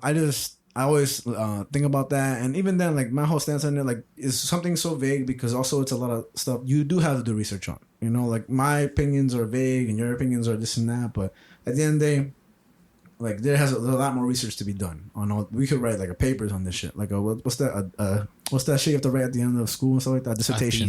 A dissertation. Like a whole huge thing about everything, you know. But thesis too, whatever, you know, like at the end of the day, it's just, I don't know. At the end of the day, all I want is if you need help, get help. You know, that's the most important basis of this whole thing. Cause we kind of just cover the news, but those things, suicide, or you could call 988 if you're dealing with, you know, any suicide, you know, things in your head or whatever. And the number 1-800-662-4357 for anything in regards to mental or substance use disorders and this and that. Cause that's the most important thing, you know? Yeah. I mean, just like with the first story, this is a very difficult situation. You're really bringing out these really moral ambiguous stories out here. Where I'm like, man, I don't know which way to feel about this, because like, you know, again, I wanted to bring up this story myself, but I just didn't like find how juicy it was. Like, obviously, it's very important to talk about the opioid epidemic itself. But I just didn't see too much past like sort of the slap on the wrist. You could almost say that Walmart, CVS, and who else? And Walgreens. Which is Walgreens is a sub branch of Walmart also. So they're kind of like, you know, same thing. You know? So it's like for them to get slapped with like a slap on the wrist if they're fine and whatever. It's like, you know, you can be happy at that, but clearly more needs to be done. Yeah, and it's like fuck. Yeah, you're right. Like I'm not even happy about that. You know what I mean? Like they should. Like I'm not happy about anything from this story. You know, this again, like you said, like it's just kind of just there. You know, there's no real like yay punishment. You know, $650 million, which they definitely have. Because you know? Like they have the money to pay that, so it's kind of like that's why I say it's a slap on the wrist, because it's just kind of like, like you know, some people are definitely like, yeah, that's what they get. But at the end of the day, they probably deserve more than that. Yeah, man. I mean, for sure. And that's, again, like that drug company that I brought up on the Joe Rogan episode. Like they deserve death. They deserve to lessen the price for PS5s because it's crazy they raised the price. I want one, and they're making it harder for me. Well, you know, if you read the fucking story, Frankie, you know it doesn't affect the USA. Fuck. I just saw it more expensive, and I was like, fuck. But even then, they raised the price for what's that thing? The Oculus. Yeah, they did. So there was one super bullshit. Isn't that so? Because the new one's coming out pretty soon or some shit like that. Right? They're announcing a new VR headset. I like how we're like fuck opioids, PS5, but that story's done anyway. Sorry, what were you saying? They're announcing a new VR headset that's supposed to be more premium and whatever. But yeah, they just increased the price on the Quest 2 and by $100.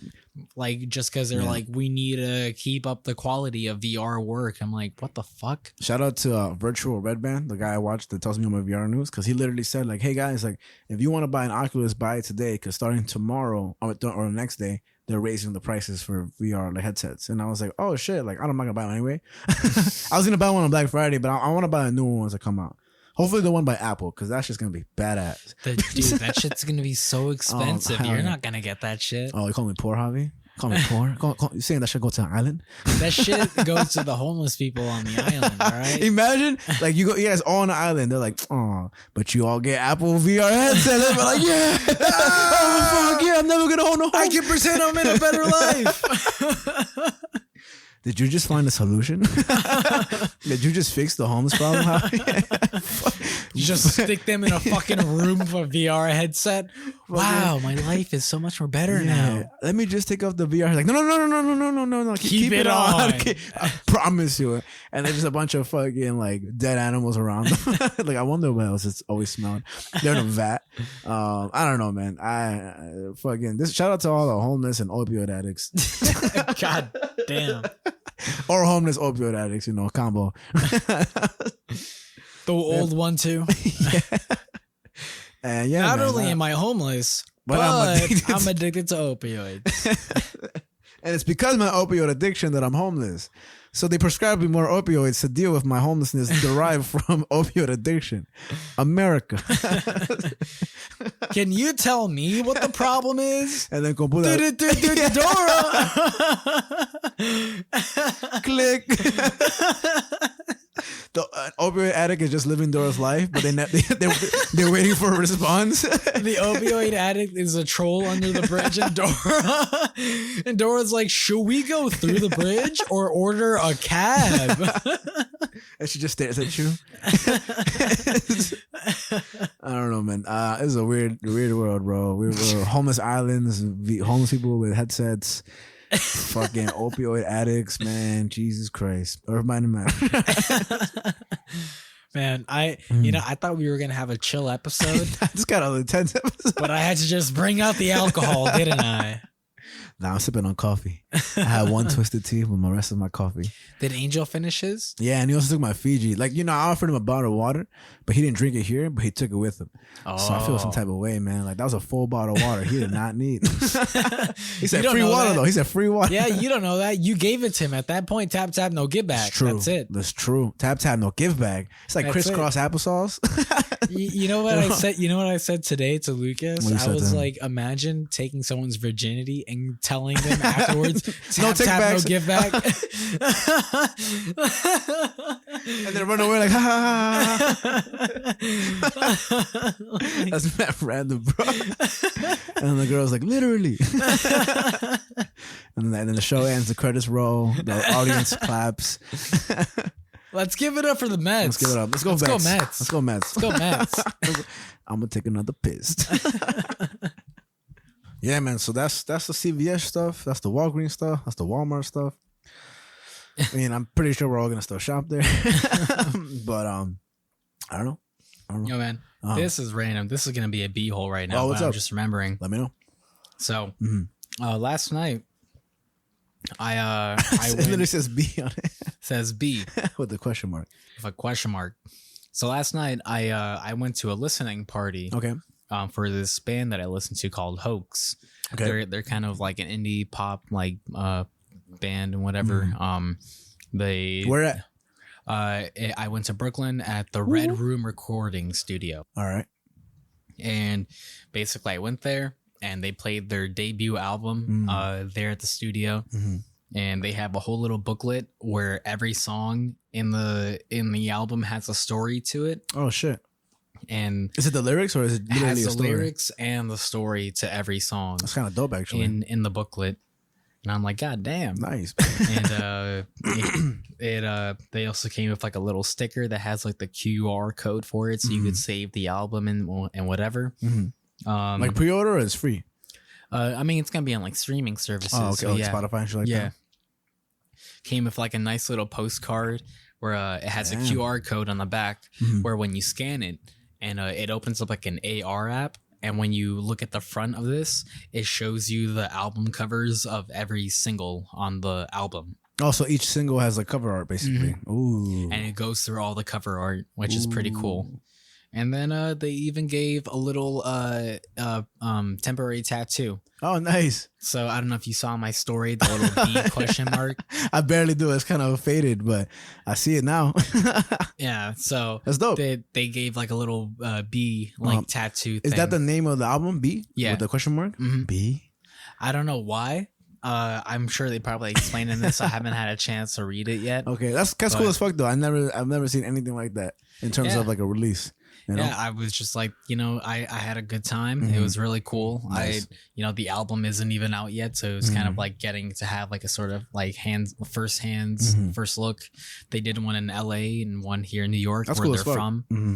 So it was kind of like a hometown thing for them to do this, which is pretty cool. I even talked to them for a little bit. Mm-hmm. It was funny because when I talked to the singer Mike, I was like, yeah, I was actually at the show you guys did when you opened for Tippling Rock back in 2019, and he was like, at Rough Trade, and I think you know what Rough Trade is. No, for some reason I think of Trader Joe's. Rough Trade is the record vinyl store that's in Brooklyn. That don't exist no more. Yeah, that's why. Oh, that's what it was and everything. Yeah. Right? Oh, okay. That's why I was like, what the fuck? That has to be something from the past. That was a cool spot, man. Yeah, sucks that it closed. Yeah, and fucking they played at that place, and so immediately he's like, at the Rough Trade, and I was like, yeah, exactly there. By the water, right? Like a block from the water. Not even like the block of the water. Yeah. Like that. Damn, they had a listening room in there, man. I wanted to go into the listening room. I did. That's pretty cool. Rest in peace. Rest in peace to Rough Trade. Rest in peace. Maybe Rough we'll Trade. open it up with the Earth Might Matter Fund. Oh shit! Barely. Nah, you know what? If I ever become rich enough, I'm gonna open up my own record store. What are you gonna call it? Here. What are you gonna call it? Javi's Records. Simple as that. I thought you were gonna say something Enough else, said. like Ricardo. Shut the fuck up. Shut the fuck up. That's enough out of you. All right. Let's get on with the third story. Ricardo, dope ass name, first of all. They wouldn't have shut down if the name was Ricardo. Just saying. So, story number 3 is the 335-mile march for farmers' rights. Okay. Have you heard about this? Nah. Okay. So I feel like this is why I did this, and I felt like I was neglecting the story, even though it's a huge one. It's also by the Instagram person, the activist Flower in Spanish, who covers a lot of basically farmers, workers' rights, Mexican people's rights in terms of undocumentation, DACA people, and this and all that stuff. So I kept seeing this updated every single day, and every day I was like, meh, whatever. Like, like not in a bad way, just in like what should I do for a third topic? And then I was like, no, this is a great topic to talk about. Just because, I'll explain what it is in a second. But I just felt like I didn't see any headlines with this, nothing. Even when the news came out, because this does get, I don't want to say there's a resolution to it, but the final outcome of what they were marching for just occurred. And did you see it in any outlets, headlines, or anything? No, I don't know what the fuck you're talking about. So I feel like this is very underplayed, and I think that's exactly what the reason I want to do this for is because I feel we don't really. Excuse me, I have to burp so bad. Originally, I wanted to put some like vegetables on the table, like a tomato, a lettuce, and a grape. One grape, not many grapes. Okay. Bro, I brought a fucking in some Brooklyn ass store, and fucking Williamsburg ass store, fucking gentrified. No, I'm stop. I bought a bag of grapes for $19, bro. What the fuck? I was like, what the fuck is this? Like, I bought a bag of Those grapes. grapes have been kissed by God. Each individual grape. These grapes were kissed by a hipster. But it was funny because I was like, yo, I'm gonna go to the fruit store. Anybody want? So my old coworkers in Brooklyn, and they're like, yo, my friend Wesley. Shout out to Wesley. He's like, yo, let me get a pear. I'm like, I got you, bro. And somebody was like, let me get grapes. I'm like, I got you. I went to the store. I was like, $19 for everything here. I was like, what the fuck, bro? But my whole point of wanting to do that, it might have been a little less, but it was still more than 15, which I was outraged by. And I just want to say that we get our food from the grocery store, especially our greens or fruits, all that stuff. And like, where do you think that comes from? Like farm workers, basically. And, the rates they have are very limited, if not kind of suppressed. And I hope this brings attention to it. If you're very interested in it, I hope this is it. Because I did an extensive research on this stuff just because I really wanted to point it out. I'm Mexican American, to specify and stuff like that. My parents are from Mexico. And just like, even you, like, Dominican, Colombian, like your parents are from these locations as well. And I think it's important to spread anything we can to that type of information. That type of like, perspective and news outlet, because it just matters. Mhm. But enough about us. Not more us. So the march is a walk that's occurring. It was occurring now. It's done now. From Delano, California to the state capitol in California, which is in Sacramento.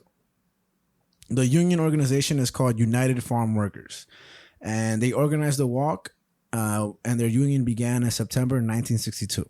In the early years of the union, Cesar Chavez walked the same path in support for farm workers' rights. Marchers reached Sacramento on Easter Sunday, back then when Cesar Chavez was there, and the UFW had signed its first labor agreement because of the march, which is big news. Okay. And in 1994, after Chavez's death, another march from Delano to Sacramento was made to commemorate him. Chavez had made the front page of the New York Times, and the union had emerged as one of the 1960s most potent voices for justice. So there's some, groundwork for this and all that stuff. Who Cesar Chavez was an American labor leader and civil rights activist, along with Dolores Huerta. He co-founded the National Farm Workers Association, which later merged with the Agricultural Workers Organizing Committee to become the United Farm Workers Labor Union today. Chavez and Dolores Huerta, who was marching last week, founded UFW to bring attention and help exploited farm workers and the dangerous conditions they face. The purpose of the walk that happened last week is to get Governor Newsom, this dickhead, to sign AB 1283, or the Agricultural Labor Relations Voting Choice Act. Okay.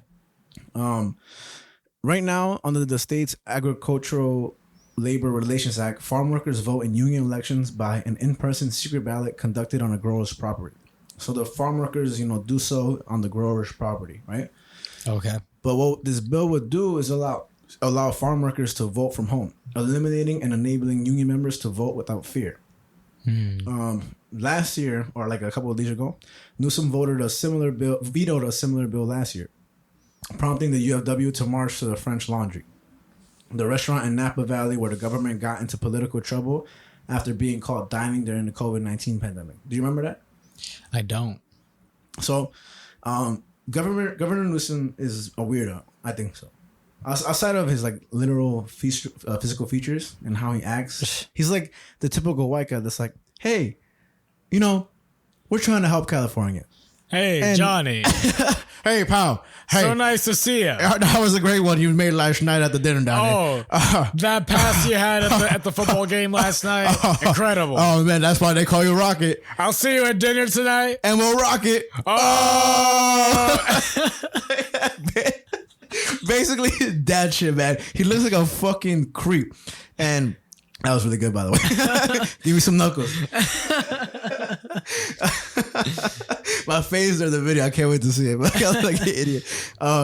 During the COVID pandemic, obviously people trying to stay safe, but California took it way too far with the mask mandates. They even brought it back not too long ago. And, I'm not an anti-masker. I'm not a pro-masker. I'm just like, this shit is all weird. But at what point he was telling people like, hey, when you're having dinner with your family, make sure to pull down your mask only between bites. So saying like, say we're eating right here, right? And I'm having some turkey and you're having some eel, right? Like our mask would be up and I would eat, then put my mask up to chew. And then he's like, do that, This bitch got caught at the Napa Valley having a whole ass dinner with a whole bunch of politicians. No masks, no precautions. They said it was outdoor because the roof was open. But what the fuck, man? Like, that's like the lowest form of, that's the highest form of lead by example in terms of, hypocrisy. Yeah. But this guy's a dickhead. There's a bunch more, he's a super liberal, but that's some dickhead shit. So the UFW was like, no, we're going to march there because you're a fucking liar, Just wanted to say that out. This guy's a phony. He's a phony. Big fat liar. That was awesome. That's what he is. During the march, temperatures have reached triple digits, and many have supported with food and water, but people have also fainted during the march. Martin Luther King III, Dolores Huerta, and Cesar Chavez's grandson, Andres Chavez, and California labor movement leader Lorenza Gonzalez also have joined the march. Democrat of Scotts Valley, Marc Stone, said he is working with Newsom and will send him a list of his concerns. The spokesperson for Governor Newsom said, quote, "The administration has been engaged on this issue for a long time," end quote.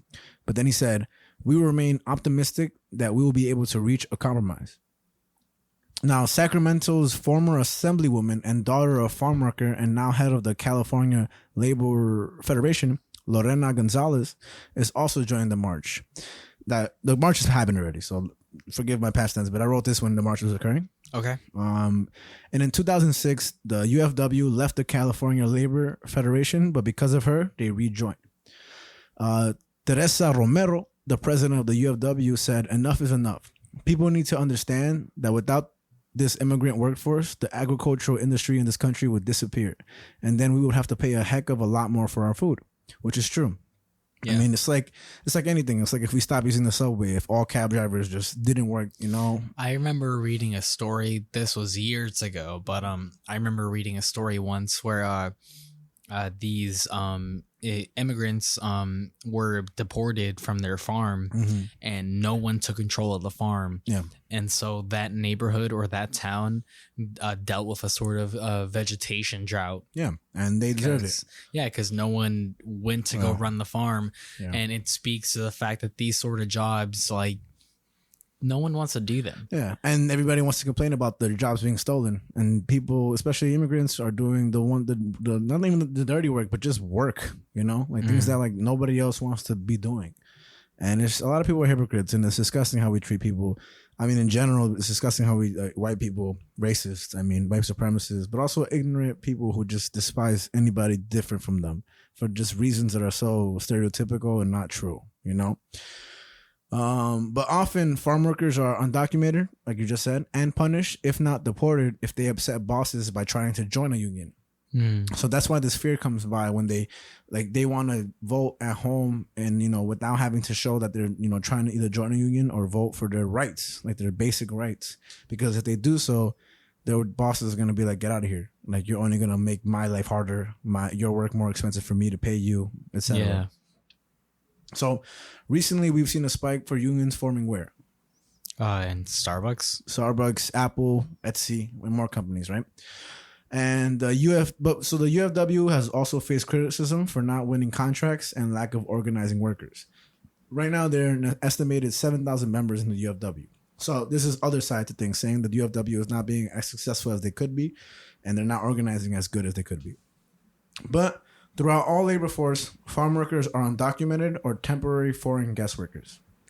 A guest worker program allows foreign workers to temporarily reside and work in a host country until the next round of workers is readily available to switch. So even if they want to join a union, they're not even going to be here for that long to do so. So this kind of stuff is irrelevant to them. Not really, because it all applies. Yeah. But it's kind of no sense of joining one when you're not going to be there for a long period of time. That's definitely what I hear from a lot of people that are sort of anti-union. It's like, for those sorts of jobs, it's like it's not worth it to unionize because you're not going to be there for long. Yeah, so it's like not worth it and irrelevant almost. But I don't know. I still think that if it's a beneficial choice, there's a reason why the Starbucks CEO hired a whole group to learn how to fight against union formalization.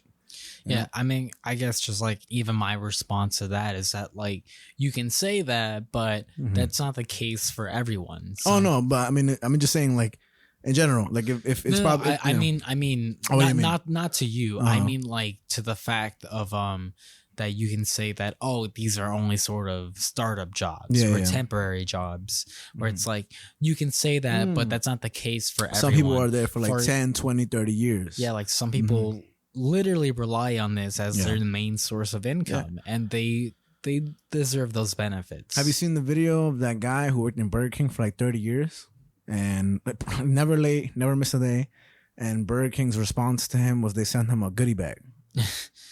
Swear to God, he had a goodie bag and all it was like a pin, some like literally like a trick-or-treat bag with like a pin, a mug, some candy. And he's just showing it to the video, and he's not in the video. He doesn't come off as like, man, what the fuck is this? He's like actually kind of graciously pulling it out. Not like, oh my God, this is amazing. Just kind of like, hey, this is what I got. You know, a bunch of people saw it. He ended up on the news and stuff like that. I think there's a GoFundMe for him now, which is great. But imagine everybody else in the country is like, yo, bitch, I've been here for 17 years. Like, that's a long time. Where's my GoFundMe? Yeah. And I mean, he worked the system right, I guess, if he did what he did. But that's some douchebag move for Burger King to be like, hey, thank you for your service for 30 years and literally never missing a day and never being late. Here's a Snickers. You know, like, what the fuck, bro? Give me some money. You know what I mean? Like, that's why I'm here. They really said, you're not feeling yourself. Here's a Snickers. He ate it. He's like, why the fuck have I been working here for 30 years, bro? Like, and not to shit on him. He's making a living, you know, but god damn, bro. It's like, don't even send the goodie back, you know? Just kind of like, just let him keep working at that point, you know? It's like a spit in the face. I spit in the face of people who are not cool. You know what that is? What? Carlito from WWE. Nah, I don't know. Oh my god, bro. He's mad funny, man. All right, we probably can't put this in the thingy. I wish we could, but I gotta show you his theme song real quick because it's so funny, man. We'll keep talking about it, but if you're a WD fan, you know who Carlito is. It is awesome. He always came out in like some tight ass pants, no shirt, and he bit an apple. So, what the fuck? So this is the video. All right, we probably can't show this, but look at this. But shout out to Carlito. So we just showed the video. We can't play you the video, unfortunately. But just look up Carlito's third entrance video. And what does he do, Javi? He just fucking spits in people's faces like a llama. And why does he spit in his face? Because they're not cool. I like how you said that with the disbelief. That's WWE. Shout out to Vince McMahon. That's funny, man. We should in the future cover the evils of the WWE. So, you know, this and that, like Ric Flair, Dark Side of the Ring. Okay. It's fucking crazy stuff, man. So back to the guest foreign workers. Many countries around the world have temporary foreign worker programs, also called the guest worker programs, to help fill gaps in the labor markets. These workers are often brought in to do physically demanding jobs, such as those in factories, construction, or agriculture. So they are among the most vulnerable and difficult to organize amongst the labor force. Now, the agricultural industry and grower associations oppose the bill that they want to be signed, the one that would allow them to vote from home. And they said that it actually undermines the process already in place, which allows farm workers to vote in secret and without intimidation, and those against the bill referred to it as a, quote, card check, end quote, bill. So I don't know what that is. So that's why I was a little more confused. But I'm pretty sure if this is a whole march going on 335 miles, they just must be backing their own selves up for that. Like, you know, you're not trying to march for change for something you already have. You know? So repeat that to me again. Got you. The Agricultural Industry and Grower Association opposed the bill, the one they need Newsom to sign and want Newsom to sign. Stating it actually undermines the process already in place, which allows farm workers to vote in secret and without intimidation, and those against the bill refer to it as a, quote, card check, end quote, bill. So my whole thing is that they want to vote from home. What they mean by voting in secret and this and that, like, does that mean that they're still on the growers' properties, but still voting like in a shaded, like with a little curtain around you? Yeah, because that's where I'm getting confused. Yeah. I'm like, why would it not be anonymous anymore?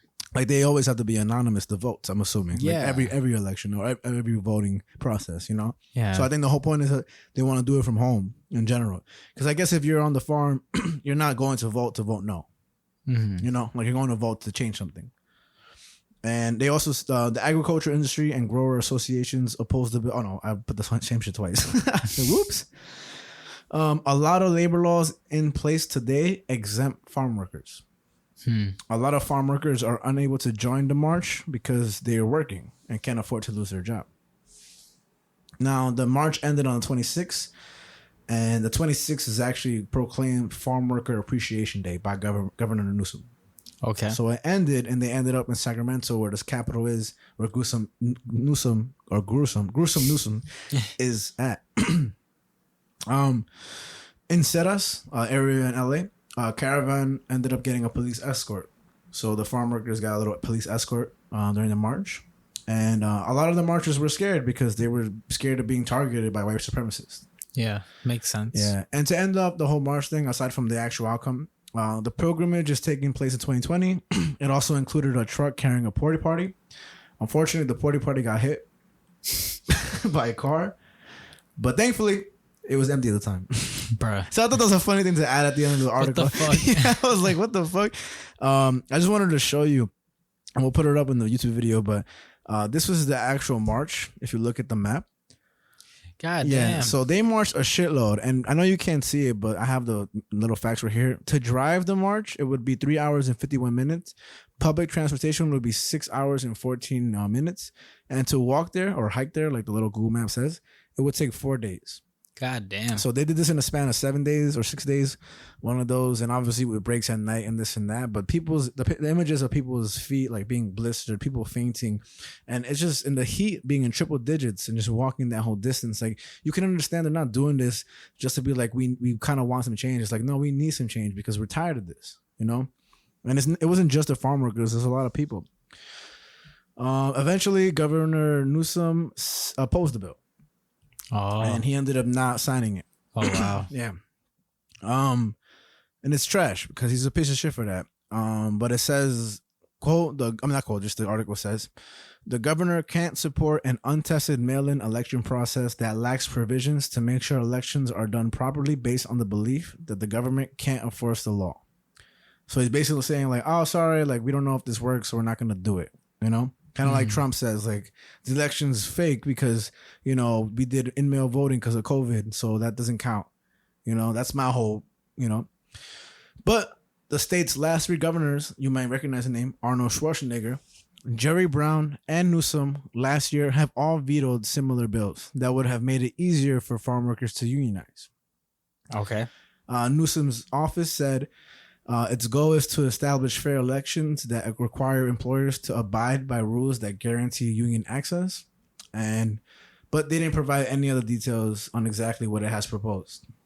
So, I want to shout out the news outlet, The Recorder. That's what gave me all the details because again, I looked up this article on very different articles.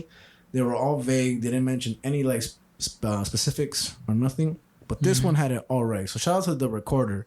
Okay. And whoever wrote it. Shout out to the Recorder. Yeah, man. That is a great news outlet. We even shouted on the Supplementary. I think they did a great fucking job. And I know this is a specific article that I wanted to look up, but it was so transparent and informative. So, I mean, journalism matters, man. Like, I mean, I guess not. But I guess this is something that I found out for sure doing these stories. Because, like, whenever I sound like I know the facts, it's because the articles have given me the honor to, like, learn them. You know? I wrote even here, the news outlet gave the most specified, transparent, and quick update on Newsom's decision and exploitation of bill. Now, the flowering Spanish lady, she was like, can you guess why Newsom won't sign the farm worker bill AB 2183? Why? The winery co-founded by Gavin Newsom just bought a massive Napa vineyard for $14.5 million. And who's going to work on the vineyard? Those farm workers. Yeah. And so it just all connects back to just this, you know, like... It's a cycle. Yeah, man. And he doesn't care about these people. It's obviously evident, you know. And what they said is that they're still open to, like, negotiations and this and that. But from what I see, man, like, this guy thinks all these farm workers are a joke. You know, like, you can just sign that bill, but you're going to be open to negotiations, probably just give them a handout for some small things when these people matter. You know, they make how many Mexicans are in LA? Look up the population, but then how many actual Mexicans are in LA? You feel me? And not just Mexicans, it's all Hispanics that work in these fields. I'm sure there's other people that aren't Hispanic that work in that field too, but it's predominantly those people. You saw a lot of Mexican flags on that march. So it's just a shame, and I don't know, man. I just hope that shit changes soon, one way or the other. Thankfully, we don't work in those conditions and whatever, and underpaid, but they have children working in those conditions as well. You know? So it's sad, man, and yeah, I just wanted to bring attention to that. No, I mean, you know, respect to that. Just, you know, the fact that they have to fight for something like this and that they're being opposed and whatever the case is kind of ridiculous. Yeah, bro. It just kind of seems like a no-brainer. It's like they need the help. Yeah. And it should be as simple as that. Mm-hmm. But it's sad that it's not as simple as that. Yeah. Sometimes things can be that black and white of like, no, this is the right thing to do. And sometimes you get a shitty avocado and sometimes you get a shitty tomato, but that's not the farm worker's fault. Yeah, it's just, you know, you gotta take the punches as they roll. It's Governor Newsom's fault. Gruesome Newsom. I'm sure I'm not the first one to come up with that. I'm sure there has to be a thing. But again, like, it's hard to really have a stance on it because he's already decided this and it's already happened. I haven't updated myself more. There's probably more updates now, but I just wanted to bring attention to that story because they deserve, at the very least, 2 people in Long Island City, New York City's attention on the podcast of Earth, Mind, and Matter. You know, and it's not to hype ourselves up. It's just It's whatever we can do, you know? Yeah, I mean, again, I didn't know about this before you man. brought it up, so I'm glad that you did bring it up because I'm sure other people don't know what this is about, and it's good to bring attention to these sorts of stories. Yeah, and they're just as important. I mean, they're human beings at the end of the day, and I'm sure. And there's of course hundreds and thousands and hundreds of thousands of stories that we can always cover, and we find what we find. You know, so thankfully, like I'm not saying I'm content with myself and that's all I'm gonna do. I mean, there are petitions, but the march is over. Oh, you know? I'm Frankie. I'm so good at finding stories. Look at how juicy my stories are. I donate to the homeless. I adopted a homeless person. Get a load of this guy. I'm gonna be homeless to gain some perspective. Yeah, and yeah, man. So. Yeah, those are the stories and shit. I mean, again, I thought they were pretty interesting stories. And again, they weren't really like opinionated stories, except for the farm workers. I'm all for the farm workers and this and that. And at the very least, I'll try my hardest to really update myself with that type of information because I think it's interesting. But also fucking the homeless island and opioid stuff, like that's just some shit. Like take it with the grain of salt. Yeah, man. And you wouldn't have salt if it wasn't for farm workers. Just kidding. You can't grow salt. You're just digging a hole for yourself, yeah, Frankie. Man, I'm working hard right now. Overtime, motherfucker. I mean, man. All I gotta say is, good 3 topics, my guy. Thank you, 3 topics, my guy. I appreciate it. Yeah, I mean, again, second story, I was like, how could this be juicy? Yeah, bro. But you did it. Did it. You done dig dung dog dummy done did it. And when I go home, I'm gonna look out my window tonight, and I'm gonna look at the first person I see. I'm gonna spit on them. And they're gonna be like, why'd you spit on me? I was like, man, because I'm above you. He's gonna be like, yeah, but why would you spit on me? And I was like, because man, like I did so good today. He's gonna be like, he's gonna point at me like that cool point, like the yeah. And I'm gonna look down at him and be like, yeah. And he's gonna give you a kiss on the cheek. Yeah, he's gonna float up, like instead of having wings, he's gonna flutter his hands by his side. And he's gonna go, and I'm gonna be like, oh. And he's gonna go back down. And I'm gonna spit on him again. And he's gonna be like, ooh, do it again. Then I'm gonna shut my window. I'm gonna go to sleep. And then I'm gonna have breakfast tomorrow. And what you gonna have for breakfast tomorrow, my guy? Zucchinis. Zucchinis? Zucchinis, man. What the fuck? Why? Yo, I had some zucchinis the other day, bro.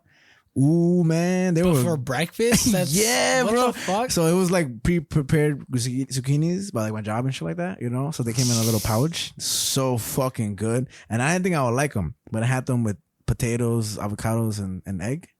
Boy, those zucchinis. I'm gonna get you some. I'm gonna get you some zucchinis, but you gotta have it for breakfast.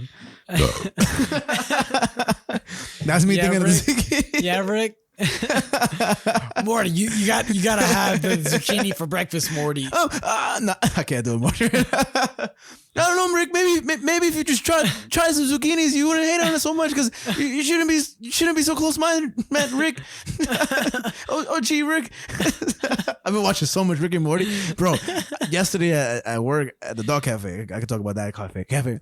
I watched like the whole fucking 4th season, and it's just awesome, man. I saw a billboard for Rick and Morty on my way to here. Yeah. Oh man, it was so cool because it wasn't like a billboard that said Rick and Morty. It was just what's the mom's name again? Beth, Summer, and Rick. No, Morty, just floating in space, and it was so cool, man. I was gonna take a picture, but I'll take a picture beforehand so I could put on a supplementary and this and that. Even the YouTube video right here, boom, and yeah, man, yeah. It's been yeah, it was cool. Rick and Morty's awesome, man. Great show. Yeah, man. Season 6 coming out in like a week. I picked the best time to start watching Rick and Morty again, bro. AIDS. But I mean, I guess. Now that I think about it, we've kind of done it. We done did it. We done did it. We done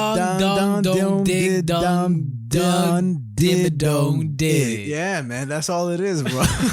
that's how that's how the news goes. And that's the way the news goes. But now, and finally, we are at episodes 30, A.M.C section. Oh! Yeah. You want to keep going? No break? We keep going? Or are you good? We can keep going. Let's keep going then. So keep going. Let's act like we left though. All right, and we're back. And we're back. You know, I took a shit. You know, Frankie ran around the block. He took Link out for me. Fucking tired, bro. Yo, man, Link runs fast, right? No, I run fast. You run slow. Oh, yeah, man. shit, I'm telling you were you. outrunning him? You can't keep up. Damn, you outrun the white man? Can't keep up with Frank the Tank, man. Ranked third in the Olympics. What do you rank in Rainbow, though? In That's Rainbow, more important. probably like 10,000. And for those that don't know, Rainbow Six Vegas, a great game. Play with us if you want. Hobby's ass. I'm great. What? What? And our A.M.C section was on Rainbow Six Vegas. No, in all seriousness, because we are nothing but serious on this show. We don't joke around. We don't fuck around. This is all serious. Super serious. Super serious. The most serious. Like, it's like Sirius XM, but spelled. Like, you ever seen a Zack Snyder movie? It's that serious. You ever seen like Holocaust documentary footage? It's more serious than that. We don't make any jokes. Yeah, we don't make any jokes, man. Yeah, Martin Luther King. Like, not even about Frankie's mom. Not even about my mom. Not even about your sister. Not even about my sister. Especially not bottled water. Not about water. You can't do that. You can't do that. You know why? Why? Because we're serious. We're serious. We're serious, man. The Way of Water, the new Avatar movie, Yeah. super serious. Yeah. Christopher Nolan. That's not even him. Know what I mean? No, but this A.M.C section, we were talking about a very, very special album to me at the very least. Oh, wait. Before we even super dive into Oh, it, what's up? What's up? could I get the lyrics on your phone? Oh, yeah, bro. Yeah, I got you. So we are going to be talking about Mac Miller's album, or mixtape, technically speaking. Mm-hmm. I Love Life, Thank You. So the reason I wanted to talk about this specific mixtape is because I feel there's a lot of, well, first of all, I loved Mac Miller. Loved him. Still do. But he's dead now, which sucks. And he has a big ass range of music. And it would have been, I never listened to his first album, but I listened to everything else, you know? And I didn't listen to his first album because I was like, nah, man, I don't want to listen to that shit. That's his first album. Like, he's not making mixtapes no more. Like, I was younger. I've known him since not known him personally, but like music wise, since middle school, right? But I listened to all this shit, and I promise you, like, I'm a huge fan of Mac Miller. Like, tremendously huge fan. And with this album in particular, I just thought it was a little special one. Not the best, you know? But to me, it was like a little special outlet. And it kind of like is a foreshadowing of his life, you know, to come, you know? But it to me, it gave a mixture of, you know, rappability, but also like this lightheartedness, this playfulness, and like just this range of music that I think that, I mean, man, I got drunk one day, listened to this shit and cried, bro. Like that's a story I shared with Beatrice. Like I was just sad as fuck because I missed that much. I wish I could have seen him perform. Like to start things off, I bought tickets for my little cousin, and I was gonna go take him to see this. I don't know if it was his first concert. I think it was. And I was like, yeah, we're gonna go watch him in November. Like we're gonna go watch his concert. And I was excited as fuck. I know he loves Mac Miller. That's why I bought the extra ticket. I'm in class one day in BMCC, Borough Manhattan Community College.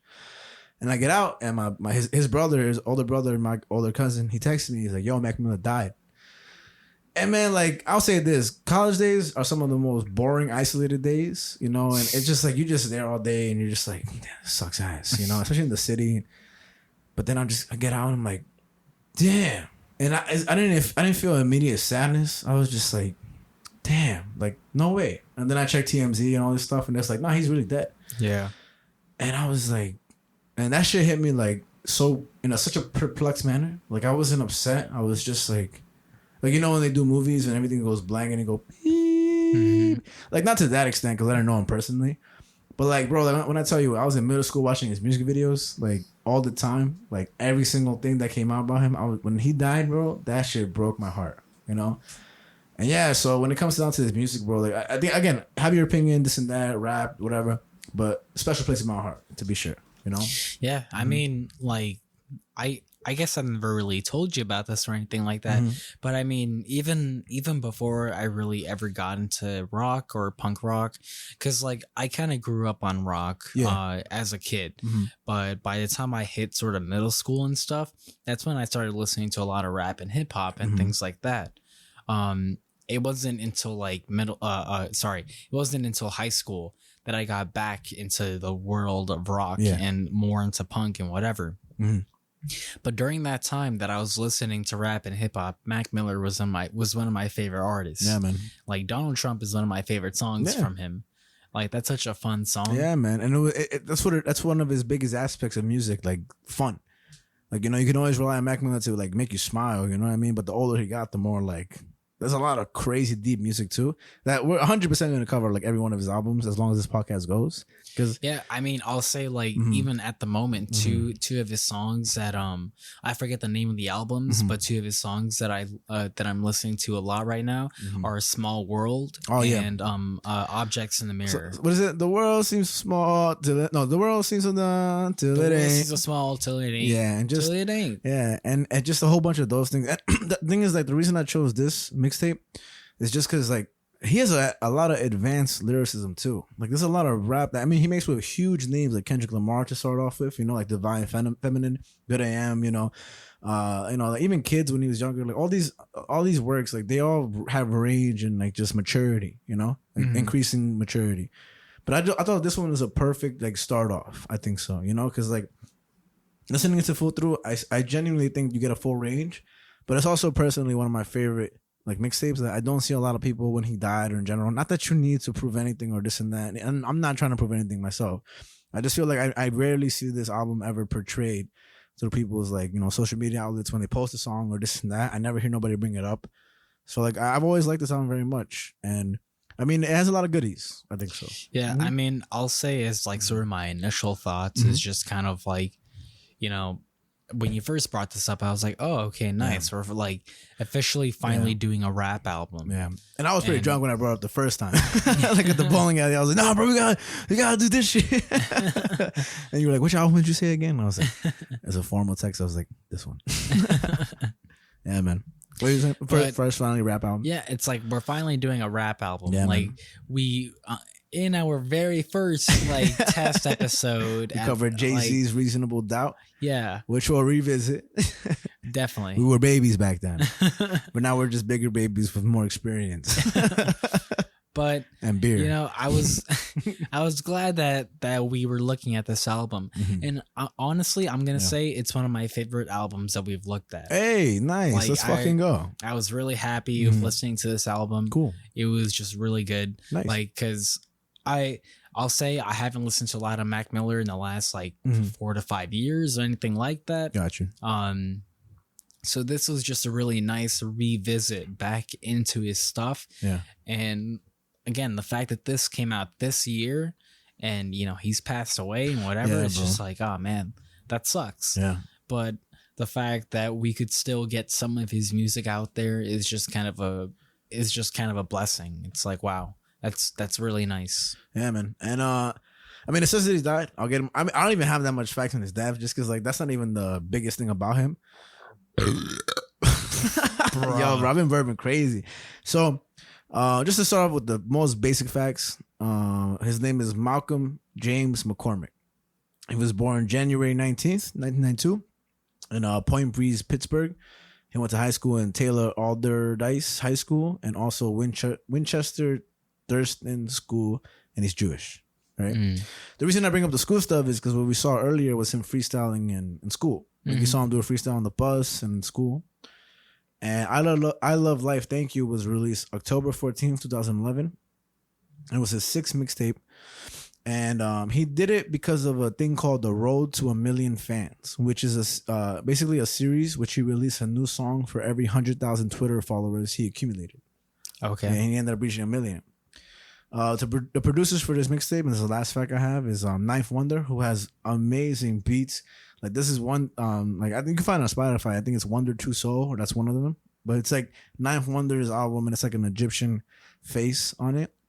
Like not the mummy itself, but like the tomb that was like gold plated and like that. It's like that. It's really one of the best beats ever. Like it's not lyricism. It's just beats back to back to back to back to back. It's like Jay Dilla. I don't know if you know who Jay Dilla is. No, I don't know. Awesome motherfucker.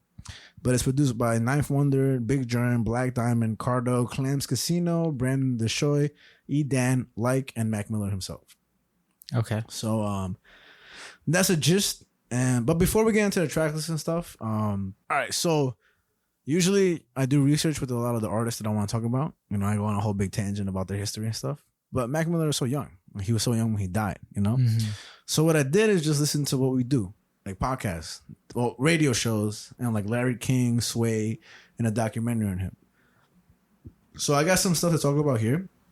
What would you like to do first? Hear that, or talk about the track list and stuff like that? Let's hear about him first. Got you.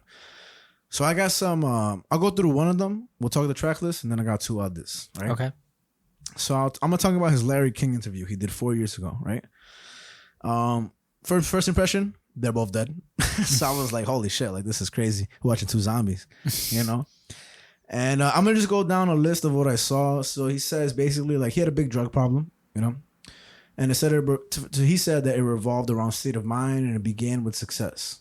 But he's been smoking weed forever. Like he always talks about selling weed in shoe boxes, you know, in high school and this and that. Like, he's always been doing that. He says that it's a moment in someone's life, at success in terms of their gaining success. It's a moment in someone's life when they're trying to figure out who they are, what their identity is, and that it gets magnified. And that fame is tricky because you read what's said about you, and then you know what you know to be true, and the lines begin to blur. And I know you always say that like your fame brings out the reality in people and shit like that. I know you always say some shit like that, right? I said that fame just makes you more of who you are, basically.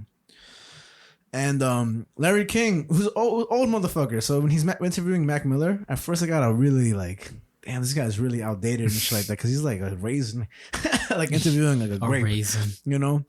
Back to the farm workers, bro. And he asked Mac Miller, he's like, how did you get into this culture? A lot of white Jewish kids don't get into this. And Mac Miller says he grew up in the city. He saw freestyle competitions everywhere, and he didn't see it as weird, and his parents were always supported in regards to his creativity. That he's done music since he was 6 years old. His mom was a photographer, and his dad was an architect. He almost didn't finish school. His brother did all his visual art for his like albums and all this stuff. And this is where I wrote, Larry King is definitely an old school interviewer and lacked the ability to interview younger modern artists. Just the impression I get. And then after I was watching, he was like, he's a pretty cool dude. He's still old school as fuck. But the more the interview went on, the more I could see him adjusting. Also, I ain't shit to Larry King. Rest in peace. Rest in peace of the day, Larry King and Mac Miller. Nice. What does it say? So they asked him like, why don't you use the N-word in your music? You know? Mac Miller said, I don't use it. It's awkward when white kids say it. And he credits Ian Wolfson, who did a lot of his videos that came out on YouTube before the internet, quote, got saturated with music. So he said he found kind of that sweet spot of like putting out music when he was younger. Before like YouTube just got blown up by what it is today. You know, like everything's on YouTube, everything's on Spotify, everything's on everything. Even the podcast. You know how many podcasts are out today, man? How much you think? You told me this already. Yeah, I think I did. Like 4 million, something like that. 5 million. Man, that's crazy. We're just a little speck now, but you never know. His song Donald Trump blew him up like crazy, way before the presidency, of course. But he was against his role as a president. Like he wouldn't vote for him. He said, right? But it was his first platinum song, Donald Trump, and I like that song too when it came out. Like I don't hate the song. I think it's a good song. But on making the song, he said he liked making songs about people, based the song off the aura of Trump and not Trump himself. But Trump threatened a lawsuit and tweeted, quote, little Mac Miller, end quote, very, very Trump-like.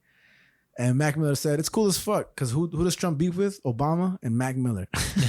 So, and then he didn't judge Trump crazy and was open to talking to him. He says, you can't pretend to know someone if you never met him, regarding Trump, you know? But in terms of adjusting to fame, he says, like he said earlier, but continues, he says, at first there's a period, it's really exciting. And then there's a period of rejecting it. And that he stayed inside, and those are really dark days, but then you just own it in regards to fame. I don't know if you noticed this in his music, but he has a lot of aliases. Larry Fisherman and Delusional Thomas. Yeah. So Larry Fisherman, I'm something familiar with, but he has a whole mixtape apparently called Delusional Thomas that I've never heard. So I'm excited to listen to that shit. And the reason he created these aliases is because he says, I like to create characters and flesh them out all the way.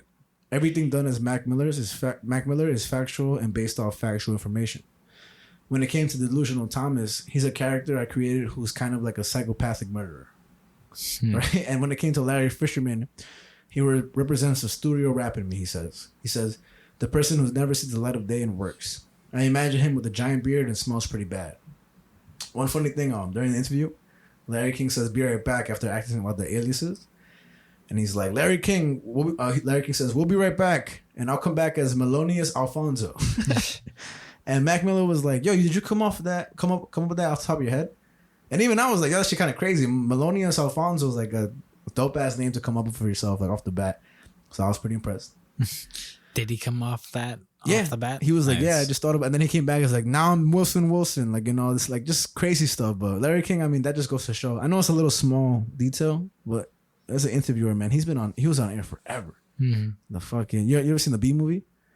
Yeah. And he's like in it as like it's fucking funny. I can't believe Larry King's dead, but I can. He's old as fuck. Fucking what did I say? Larry King asked Mac Miller, "What was the best piece of advice you ever got?"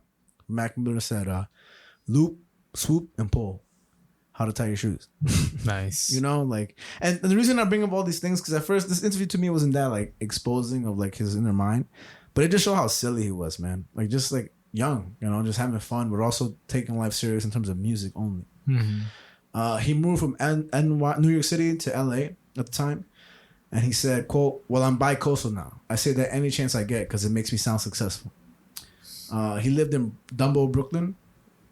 Shout out to Dumbo, Brooklyn. Shout out to Brooklyn in general. Then Larry King was like, "I lived in actual Brooklyn when I was younger." And I was like, "Chill out, Larry King. Nobody told you to get old." How can I say? He asked him, "What's the most random song on his iPod?" And he says, "It's not just me, but it's Kids Bop on his iPod." Wow. You know, like, what the fuck? And he asked and this was kind of sad. This is kind of like going deeper into like who he is as a person. Larry King asked him, "Where do you see yourself in 10 years?" And Mac Miller says, "Hopefully doing a lot of different things in entertainment. Hopefully have a kid." And that shit was like, damn, you know. Man. The last two things were he asked what do your tattoos mean? You know? And he says he had one on his back because it was grandpa that passed away. His fingers said "most dope," which he always said in his music. Which he said is a phrase that represents his family.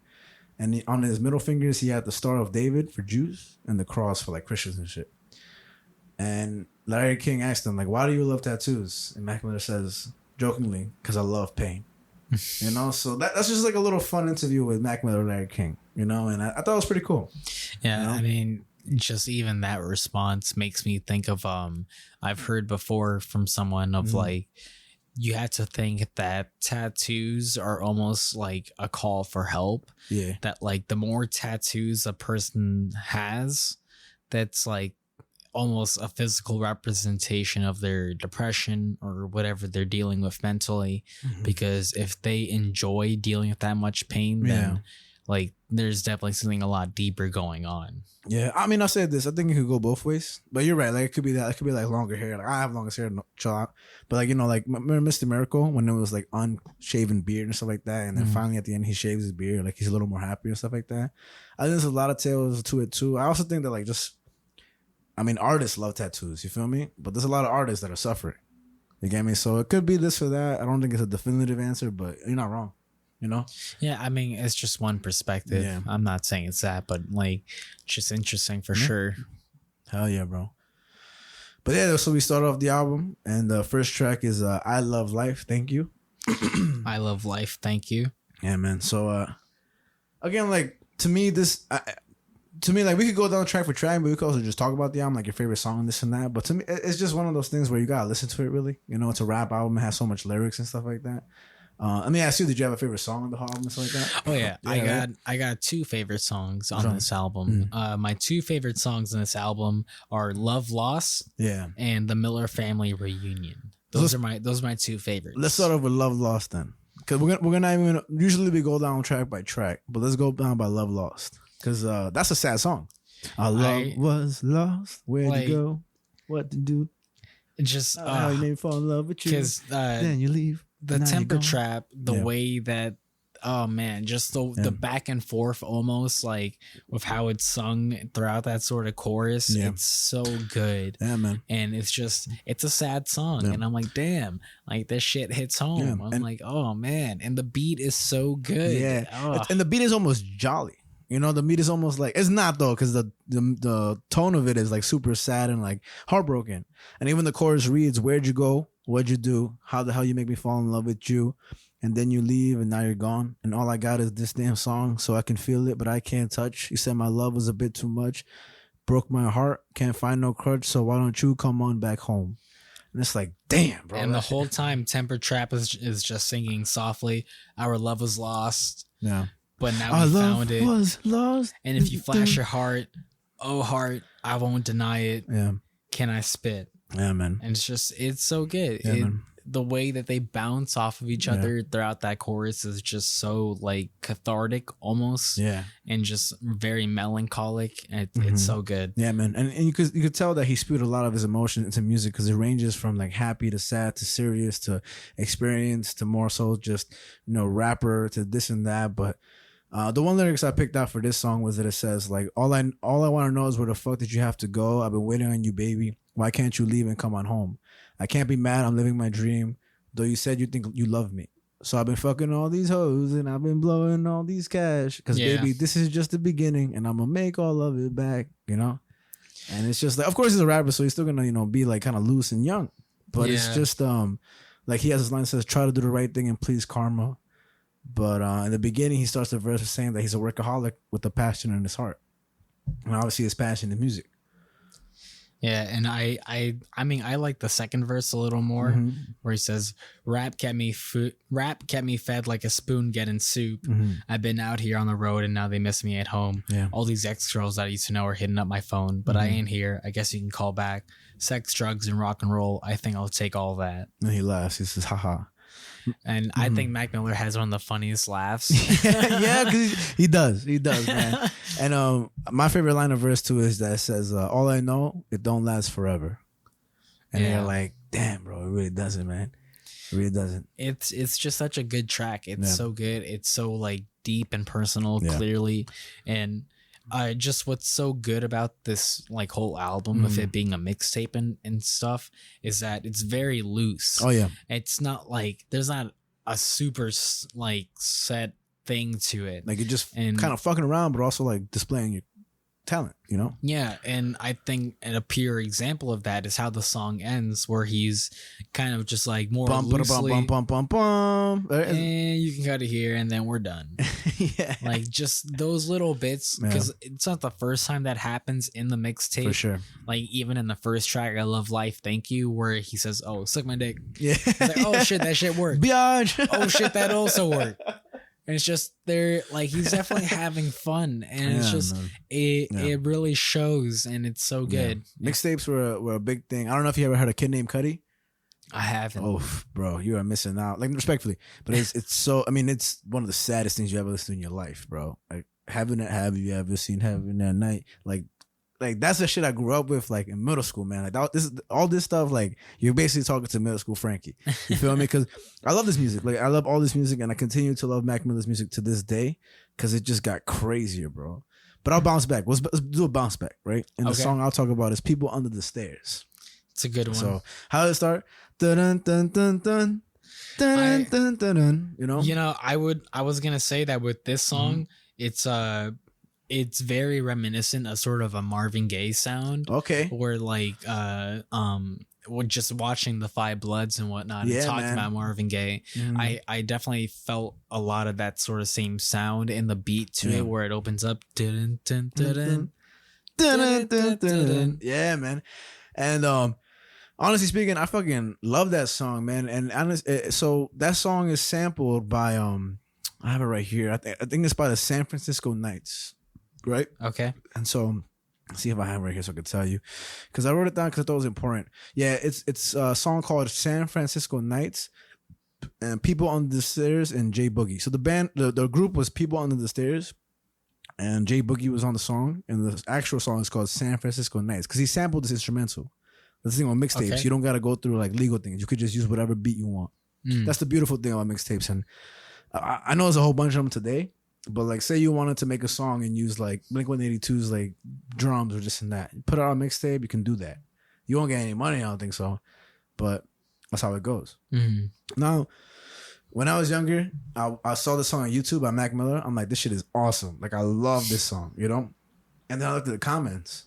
All the comments were like, who the fuck does this Mac Miller think he is? People on the stairs did it better. Why is this kid covering this song? Like, he didn't even deserve to, like, just hate, bro. Just a bunch of hate on this motherfucker. But I'm listening to the song like, yo, this shit is awesome, bro. Y'all are bugging. And then I heard the actual song today. They're both good. But I just love Mac Miller, man. So for me, like, and when I was way younger, I was like, damn, why so many people hating on this? Like, I get it if he's like doing it not justice. But I guess those guys were way more old school. You know? So like, even today, like, imagine Tekashi 6ix9ine got on a Nas instrumental. They're like, yo, who the fuck? You know, people just get upset. But for me, I love this song. And one of my favorite lyrics is there's a lot of small lyrics that I think go a long way when it comes to this album. And one of my favorite lyrics is it says, I ain't telling nobody how they should live their life. I got my own shit to deal with, so that just isn't right.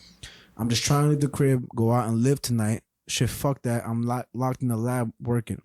Dropping a track, beats got bodied and bagged certain, see the world through the first, second, and third person. You know, just, I mean, one of the biggest things about him is that he really did always work on his stuff. He says that in the Larry King interview, in all his interviews, you know? And I mean, where he made music was a place for him to escape, I'm assuming, to make music and exist and put things out to the world that were within him. You know? I mean, something that I really like about the last line that you said, that I noted too, is when he says, see the world through first, second, and third person. And right after he says, omniscient, listening so efficient. And it's just, trapped in my own goal line, ready to go the distance. Consider it a privilege that you get to witness. History in the making, you fucking bitches. just fun shit like that, you know? Yeah, it's good. And I really like the lines where he says a little bit earlier where he says, I'm rocking the mic forever. You gonna stop me? Never. I'm cocky because I love it. You rocky without the punches. Hockey without the ice. And boxes without the lunches. So clever, man. Flowing like me, no one. And that got you mad, bitch. So your girl, so your boys are nothing but just the average. Like, you know, just, man, I don't know, man. I don't give a fuck. I fucking love all this music. And but again, I also think that with the whole I love life, thank you. Just like this song is just, I mean, this album and mixtape, I'm sorry, it's just kind of like being that, period. Like just being, you know, and there's such a range of music, but I love this beat in general. And so that's a beautiful thing about mixtapes, that like you put me on to other music, I mean. And so that's why I really appreciate Mac Miller, because he's also just very knowledgeable in terms of his music and what he samples and this and that. I think he did better than the people on the stairs. Fuck all those common motherfuckers. We're gonna have to ask our fans. Yeah, man. And I bet you, like, if you go on that song, I could check, but you know, we'll check later. But I bet you if you go on that same song today, Rest in Peace, Mac Miller, da da da da da da da da, and I mean, I don't know, they're both great. You know, my opinion is just that I prefer Mac Miller over everybody. Well, most people. Yeah, man. Yeah, I mean, I'll also say that, like, before we go into another track, that if anything, I feel like because I don't know if you would know what this means when I say that I think the A side is better than the B side. Yeah, of like this ABA album. format, shit like that. Like one side sounds the same, and B sounds different, and then you repeat the A side again, some shit like that. Or you're talking about like records, like records and stuff, kind of like how albums are sort of split into two halves. Okay. Like I think the first half of this album, like the A side, is better than the B side of this album. I know exactly what you mean, because once you get to, I think, After Love Lost, it's like it gets to some real rap and some real, like, how can I say it? Just kind of like not as melodic and pleasant beats, more like, I mean, Talib Kweli comes in, like all these other features come in, and it's a little more like there's one song in the B side, which I'll say like in the halfway point, right? That Mac Miller says, I don't give a fuck what y'all think about this, you know? Because I know exactly what you mean. Because the first beginning is like, everybody's going to fuck with this. But then when you get to the second half, it's like, you could fuck with this and you just really might not.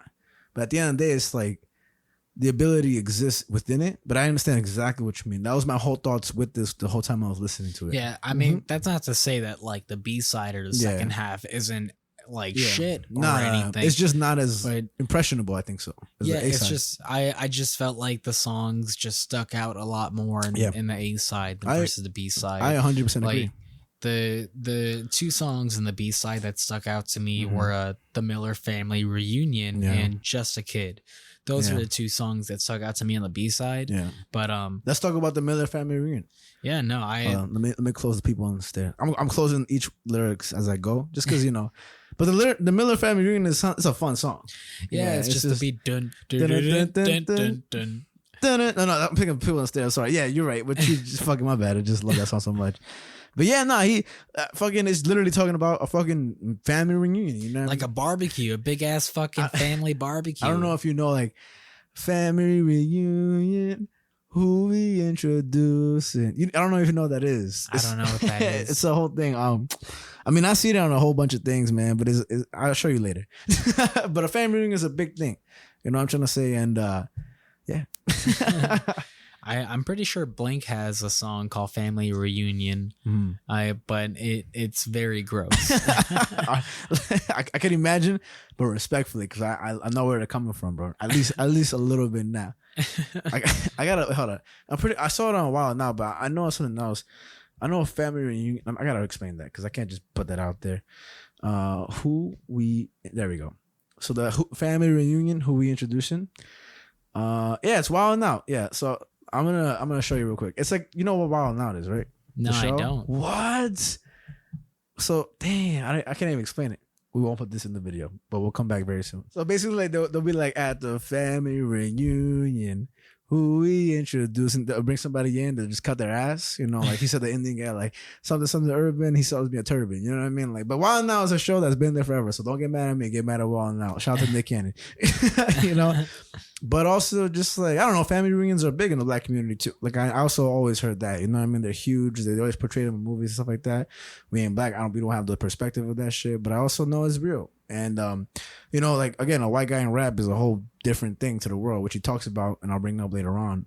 But if you don't know a family reunion, who we introducing on Wild 'N Out is, check that shit out. I mean, but a lot of that stuff is pre-written, which I never liked about Wild 'N Out.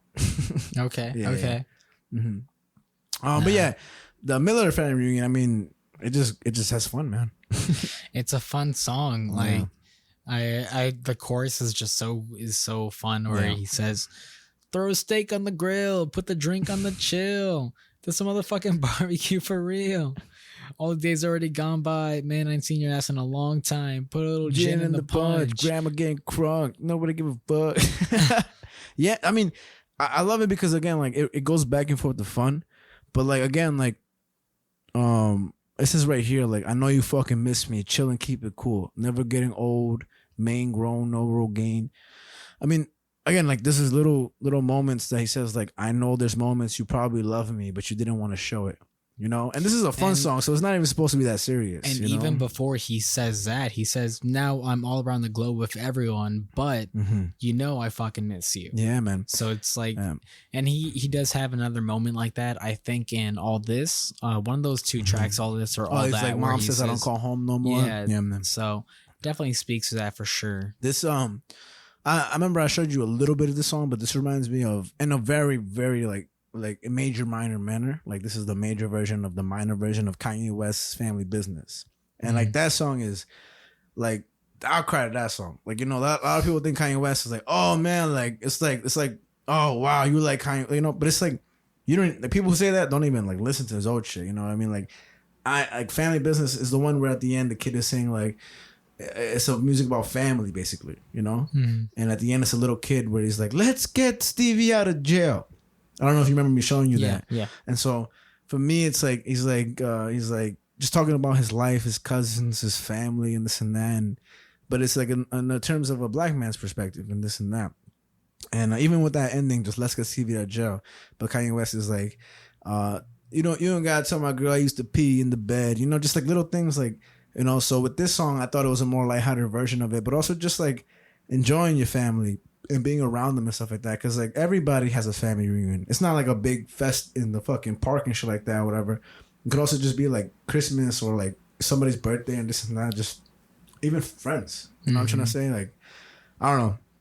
I think it's a great thing, man. And this is definitely one of the most uplifting songs in the whole album too. You know, and it's on Without a doubt. It's on the B side of it. You said, right? Yeah. Yeah, man. I want to talk about Willie Dynamite. Willie Dynamite? Okay. Yeah. Okay. The intro, man. I gotta talk about the intro. Okay, I see it. And the intro starts off, "You're a hard man to reach, Willie Dynamite. I want to rap.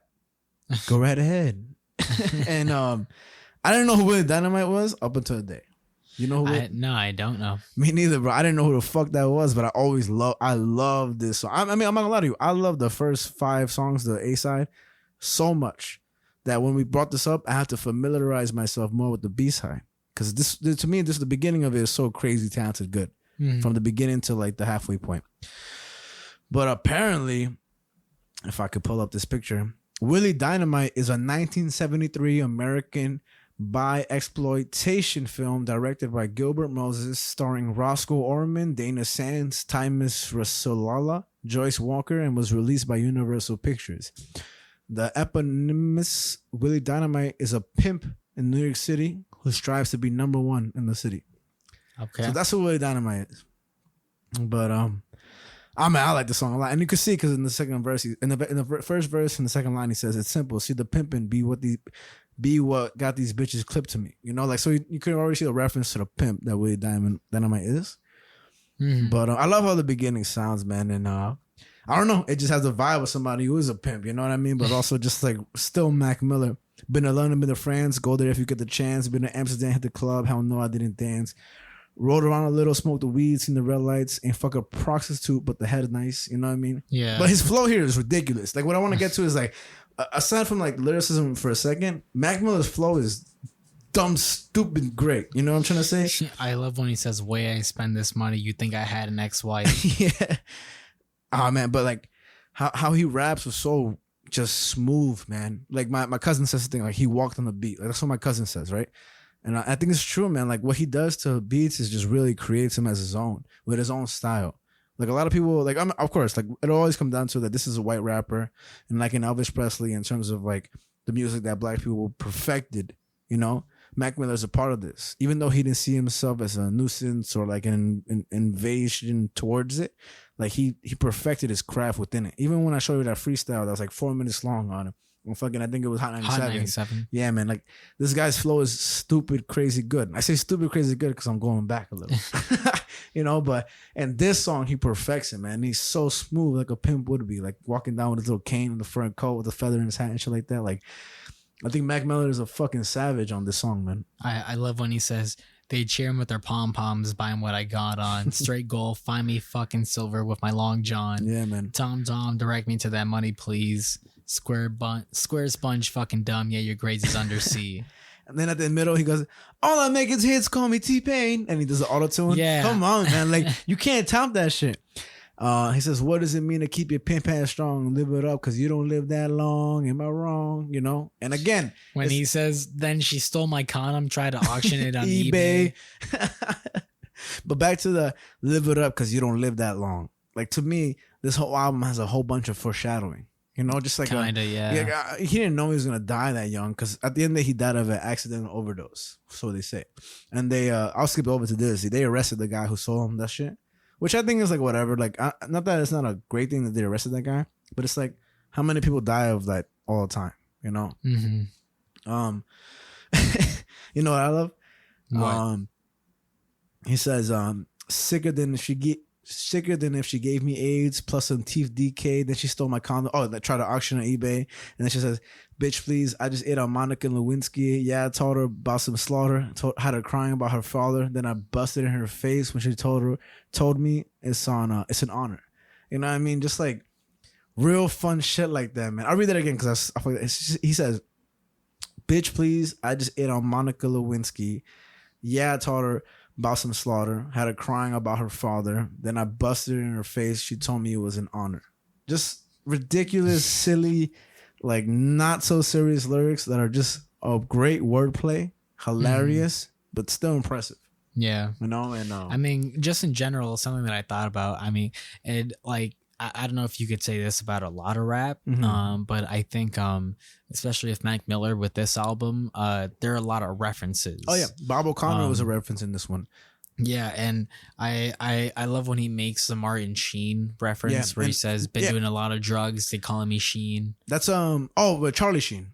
Yeah. I thought you were gonna mention the and People on the Stairs. He makes a Westworld reference to Martin Sheen, but the other one that you're referencing is Charlie Sheen. Sheen, my bad. But the thing is that he references both of them.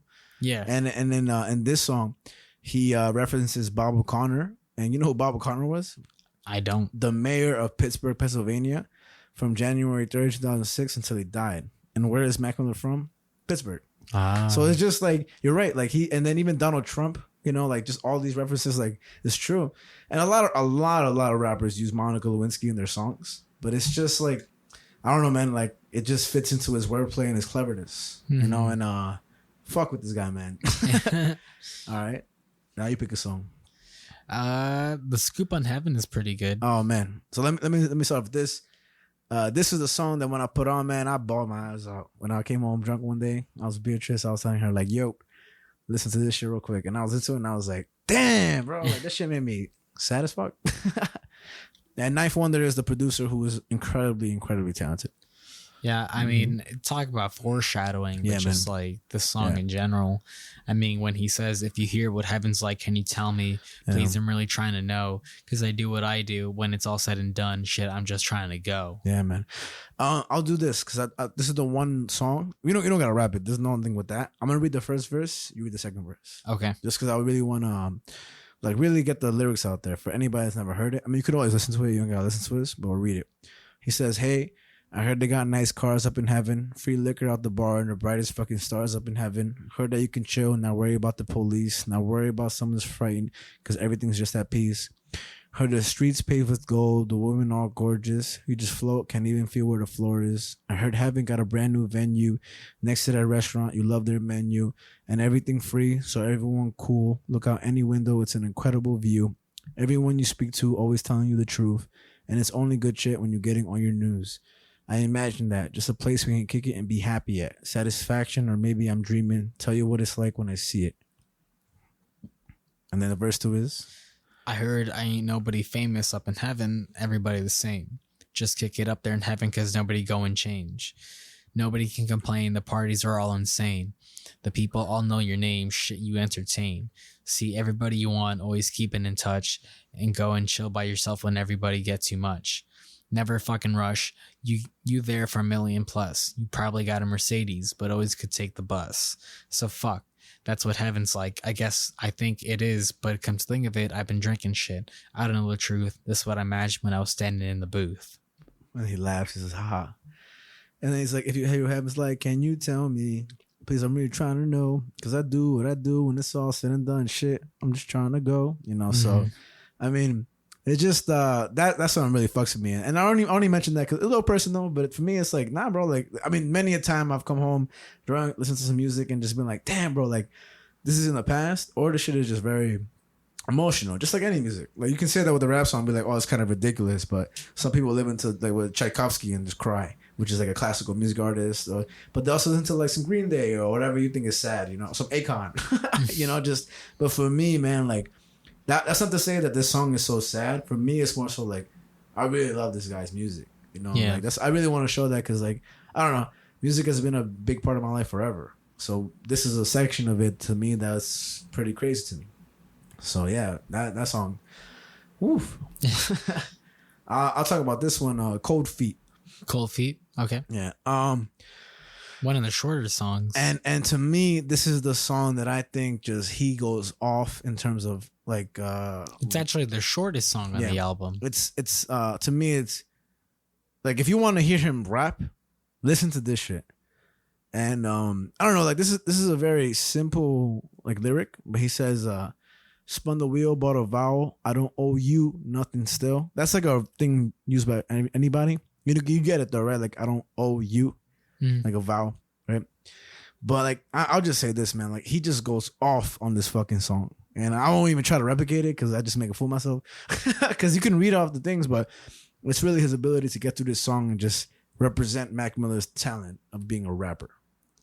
And you gotta take him serious as a rapper. I love when he says, say I don't do drugs, just weed. Well, I'm gonna do drugs and speed down the street. Yeah. And do donuts, your flow sucks, you sober, your girl's getting throat fucked, I get high, I go up. You know what I mean? I don't know, man. I love it. I love this song because it's just real, man. And the last line of the song is so good too, where he says, "You bitches couldn't touch me for Facebook poke." And before they says, "Just a couple of doses, fuck the roses, class time, better take good notes. You bitches couldn't touch me with the Facebook poke." You know, just like that lead up to that shit and everything, and just the cherry on top of that perfect like rhyme scheme and everything. You know, one thing I feel like not a lot of people give credit to, but a lot of videos do the justice of. watch a Kendrick song get broken down into like the format it's represented as, like in terms of like real musical scheme, and it's ridiculous how talented that shit is. It's not just about rhyming. People think that rap is just about rhyming, but there's a lot of layers to, all music, not just rap, you know what I mean? To like jazz, rock, classical, soul, R&B, pop, punk, everything, funk, all that stuff. There's like, how many genres are there? How many genres do you think there are? I don't think. Give me a random guess. I don't know either. Oh my God, dude. Fucking, I don't know. Like 10,000. All right. You think there's more genres or religion? Probably more genres, because there's like subgenres to subgenres. Right. So for the supplementary, I'm gonna ask, because I don't think people can be answering unless they listen. Right. All right. Let's see. I just looked it up. Oh, what the fuck? Ooh, I don't know. Ooh. What? You might have guessed off my impression. What? Wait. The Guardian says there are about approximately 1,300 genres. 1,300 genres? I thought there was going to be way more. Guess how many religions are there? How many? 10,000. Oh, wow.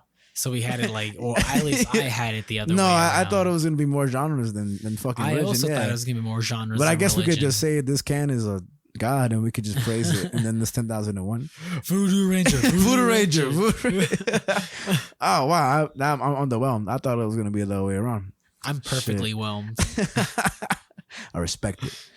But nah, I love this. I love this song just because it's really just a flex in terms of just ability to rap. Yeah, and there's a lot of creative lyrics to it. Even the way that he opens up the song, which just again like aids to the fact that he has such a funny laugh. Yeah. When he says, "I rap better because I'm act clever." Yeah. And it's just his laugh is so funny. Like you can tell he's just having fun. Yeah. 100%. Just a Kid, like I mentioned before, was another song that I noted from the B-side of everything. Because from the beginning of the album, he kind of talks about like, hey, I'm just a kid, whatever, just more rich now and shit like that. And so I think this song kind of touches back on those sort of same feelings and same emotions. And it's just pretty good. I like when he says, I think this is the second verse or the last verse, where he says, "If you know me, you ain't hating. Listen, homie, I've been waiting for a golden opportunity to know that I'ma make it. Where I'm going, I could take it. Went from flowing in the basement to shows in all stages on the road to different places." Yeah, man. And it really just speaks as the fact that he's grown as an artist. He's gone from something so small to what he became. I like this. Says the moon looking like a cloud. I could reach up and grab it. So close to the sky, I'm high. So of course, he's always referencing the drugs, and like you'll see later on when I talk about a little bit more of his interviews. It's just, at the end of the day, like you could have fun with this album, but there's always that like line of seriousness where it's just like this guy was dealing with a lot of stuff, and like it's a drug addiction he never really got over, and he never wanted to get over the drug addiction. I'll say it later, but he also just wanted to say that like I'm in control now, but like I always want to get fucked up. And it's just, I don't know. It seemed like a lot of back and forth, like a young person would, So like, just like a kid, it's like this indecisiveness, and the fact that his overdose is accidental. It just kind of like, it's saddening, but it's just, you can't change nothing now. You feel me? Yeah. But yeah, man. Yeah, it's just crazy. Yeah, bro. I don't know. But that was a good song. All a good song. So.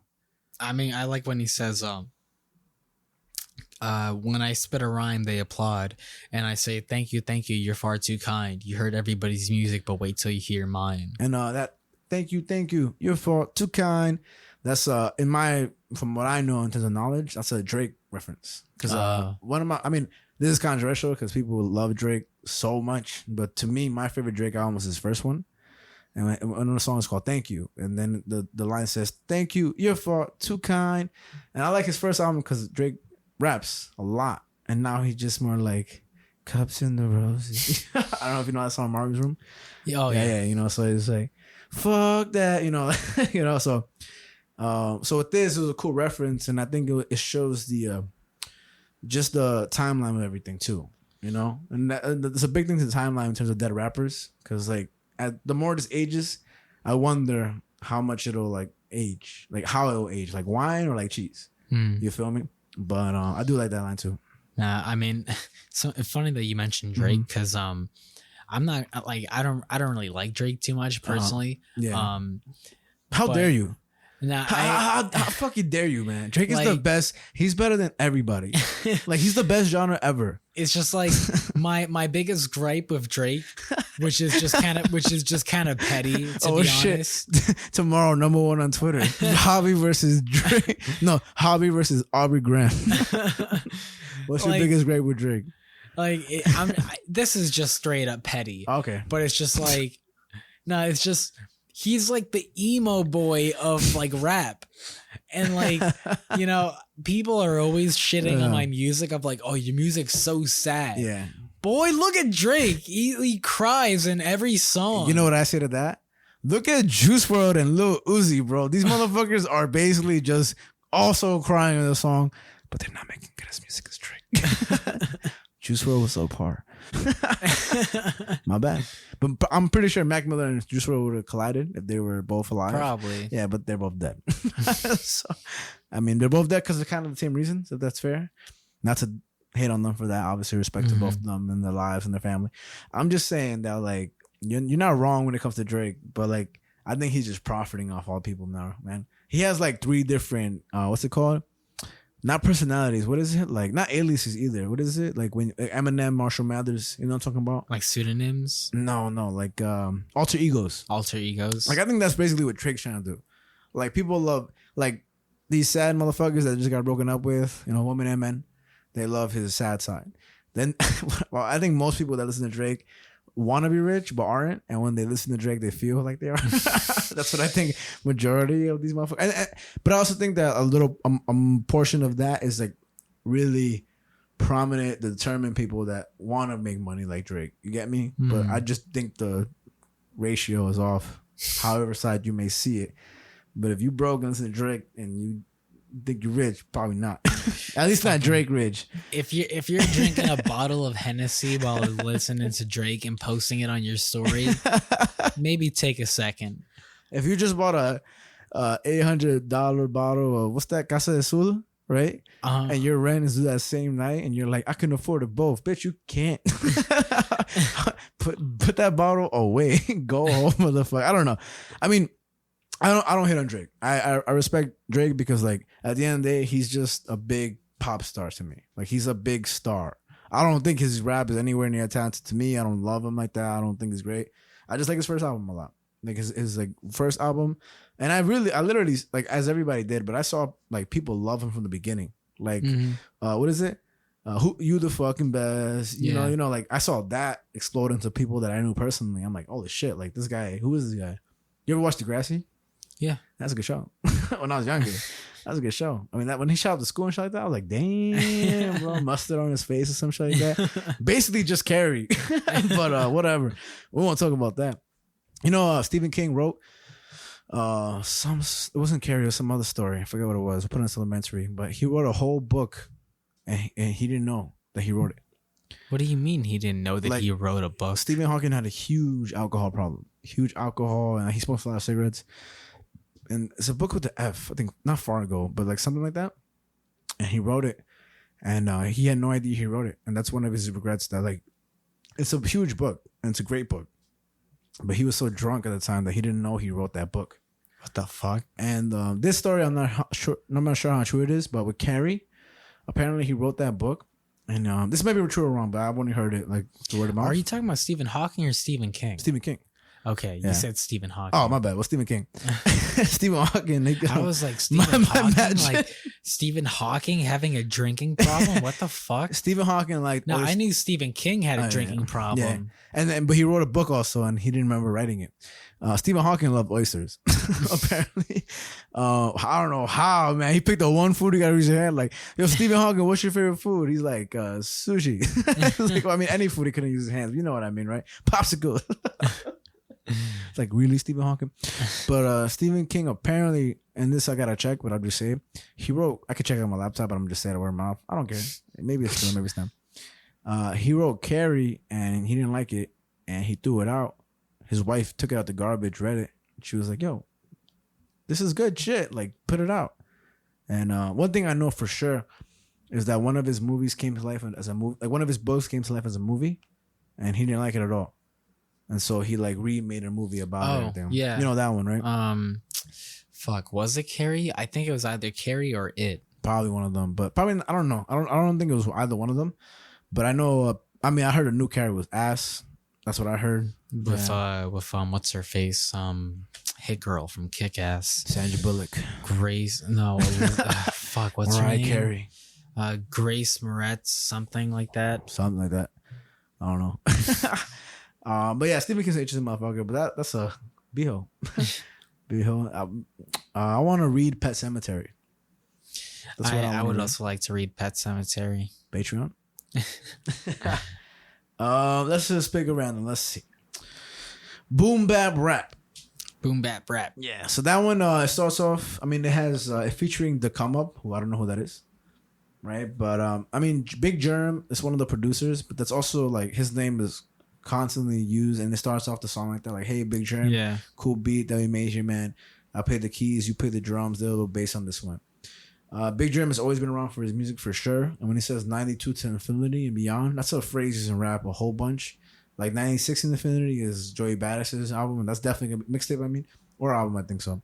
That we're 100% gonna cover because it's so fucking good. And now that we got popped the cherry with the rap and shit like that, like officially, like, but 92 to infinity, he says that because he was born 1992. okay. So that's really why he says that.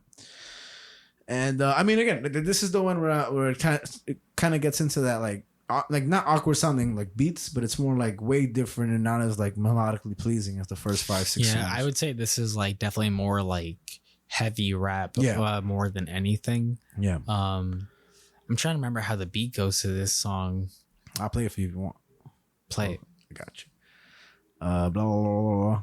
So, like, we put it on a little bit. We'll cut it out from the Spotify because if they catch us, they'll be like, "Hey, motherfucker, you're not supposed to be playing that shit in your podcast." Yeah, I mean, I guess even one of the reasons why I struggled to remember what the beat was to this song is that it's not a super heavy beat. I guess. Yeah. It's kind of messy. In my opinion. I think there's just it gives a lot more room for Mac himself to rap throughout the album or the song. I mean, or like give his own take on it, you know. Yeah, and with the come up as well, I think this is just more of like core rap. Yeah, it's just like they're just straight up rapping like that.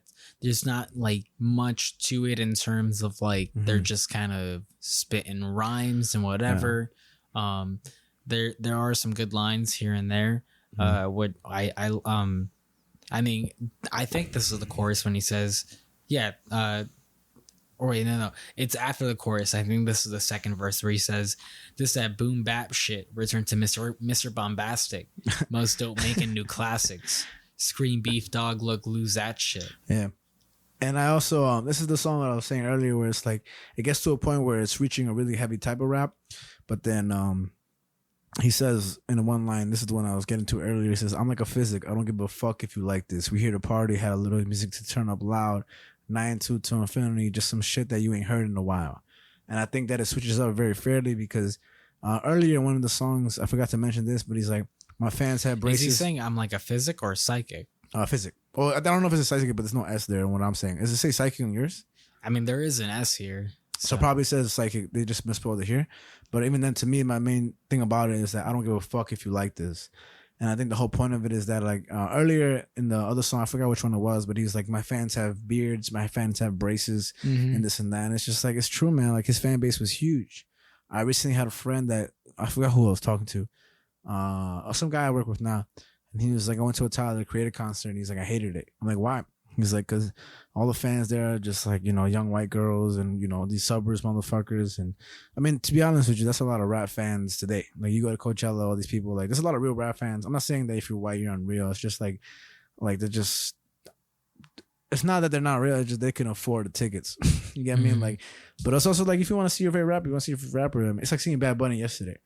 It's like, motherfuckers paid $600 to sit in the bleachers. You know? Respectfully. I mean, I don't hate on Bad Bunny at all. I think he makes fun music. I think he makes good music. I'm not hating on him.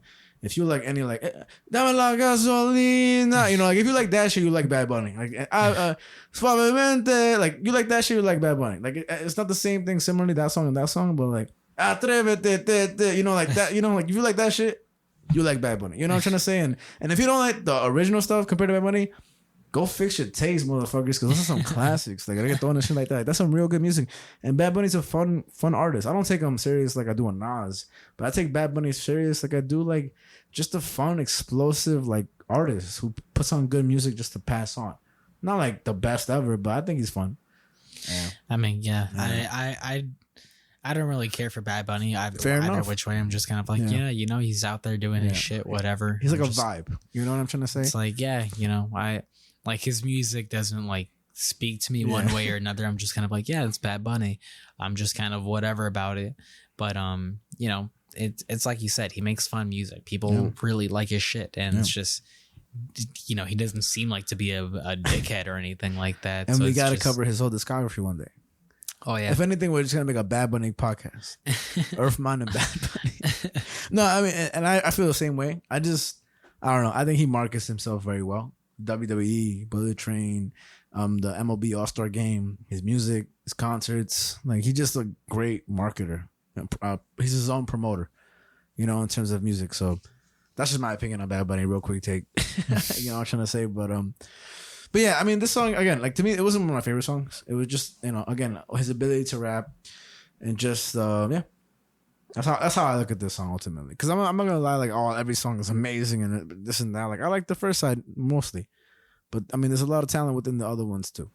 I mean, I also like when he says in the first verse, after the little opener where he says, you witness in your gambles of infinity, music in my soul on the go and getting rid of me. Yeah. Peace and divinity, each and every inch of me. We living through this melody. You sing it in a different key. Yeah, I mean, it's impressive. You know, it's he says it before, or not before, but he says it at another point in the album of like how much music means to him. Yeah, and it's just. It definitely speaks to that of like, you know, music really was an outlet for him. Yeah. I mean, for sure, man. And in all sorts of ways.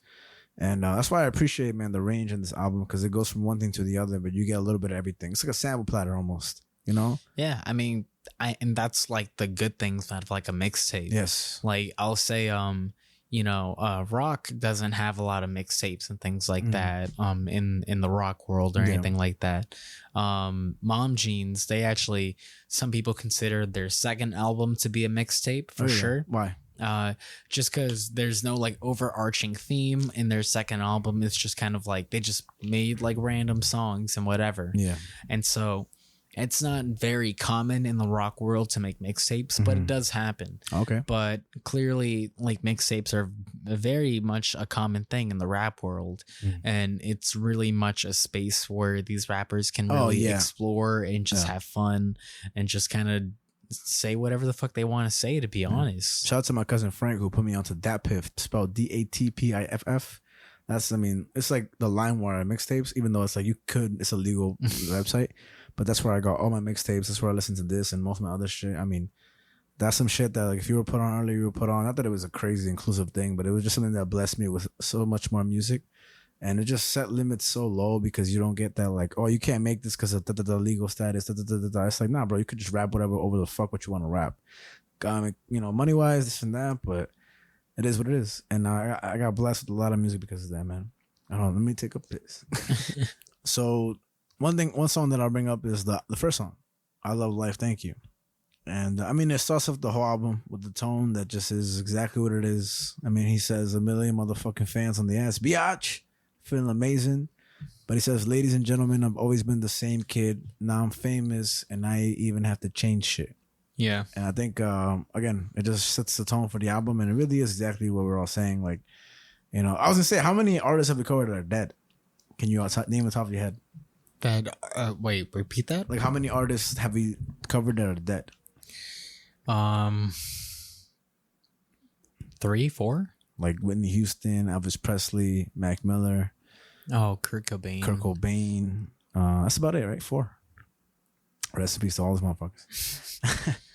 But one of my favorite songs. I mean, there's a lot of good lyrics in this, and one of my favorite ones is just "It's better to be yourself. Don't ever just live a lie." Yeah. And he says, "I'm in love with the simple things." Another funny lyric. He says, "You can't keep that fuck off my case. You can keep the same residue if I bust on your face." And he also says, "In ancient places, now the kid famous, and he never had to change shit." Biatch, which is the beginning, but just, I mean, it just starts the album really good. Yeah, I mean, this is a song where he says, "Yeah, I did a couple of drugs, now they call me Sheen." Yeah. And even before he says that, he says, "I ain't on no pills, just a little weed, Molly, and lean. Yeah, I did a couple of drugs, and they call me Sheen." Then he says, "This was all a dream just a week ago. Now I got a heap of dough. I keep a hoe that always has some weed to roll." Yeah, man.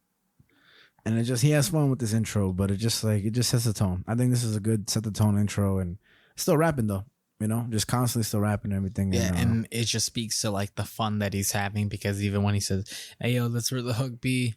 But I ain't got no hook, you pussy." Yeah, bitch, that could be a hook. You know what? I'm just a rap. If it's okay with y'all, and you could tell me it was nice. All right, here we go. And yeah, man. It just I love the title. I love the title to this whole project. I love life. Thank you. Mm-hmm. Because the very least, like I mean, they always say it. No, tomorrow's never promised. You never know what's gonna happen. But like at the end of the day, like he had times where even though he must have been going through some shit, which is probably often, I mean, he still has some fun. And if the fun was music, if the fun was friends, I mean, there's one line. I put it down because I didn't understand it. My dog's name is Peanut, but he's like Chief. Oh, yeah. Yeah, he says Chief Blunts with Peanut standing on a tree stump.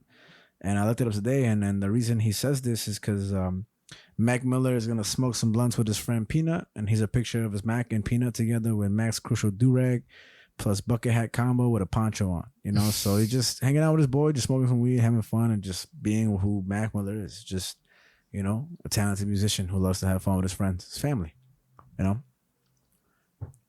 Yeah, I mean, it's like you said, it's a good opener. Yeah. It just really sets a tone for the whole mixtape. It's just a fun little thing. He's just kind of off doing his own little thing, and it's just, have fun with it. Hell yeah, man. And this is the album to have fun with, man. This is the album to not like be like, yeah, man, this and that, like, it's just like, nah, like if you're taking this album serious, like you could or not, like there's a lot of critics out there for sure. But I just think it's like, this is why I picked this album, because I was just like, you like it, you don't, but at the end of the day, the message is all the same. And there's some undeniable music in here, like in my opinion. There's some songs in there. I'm definitely gonna listen to this on my way home, but I definitely know for this, it's one of those albums where it's just like, give or take, there's still some shit out there that's spewing messages, taken however you want to, but the intention is clear. Just Mac Miller is the intention. Yeah. Yeah. We got 3 songs left. What do we got? We got Pranks for Players, Family First, All That, and All This. Yeah. Let's just go down the list. I think Prank for Players comes first, right? Yeah. My favorite line for this is just simply, music is the key to everything I keep pursuing. And Casey Veggie's a talented rapper. I'm just, my emphasis is more on Mac Miller right now. So that's why I say that. Yeah, this song has more of like, I guess, like a trap beat to it. It's a rap, but yeah. Which like, that's just me. But definitely was like a little difficult for me to get into for a second, where I was like, ooh, trap. Yeah. Not like super used to it, whatever the case is. But the more that I listened to the album, the more I just kind of got used to it or adjusted to it. Yeah, I think straight up, the last 2 tracks of this album are my least favorite ones. Oh, that I don't know this? Yeah. Okay. But I mean, we can start with Family First though. Yeah, no, I mean, well, for Pranks for Players, this one is kind of like a third place in terms of like least favorite tracks of the album. Just because, I mean, he does have some good lines. I like where he says, "Curb your enthusiasm, ho, the Larry David show." Great show. Something that we should probably watch while we be getting high. Step aside if you think anybody looking fresh as I am. And it's just, he definitely has some good lines in it still, but It's just more so the beat that just was a little difficult for me to get into more so than anything. But yeah, I mean, that's just me. No, yeah, man, for sure.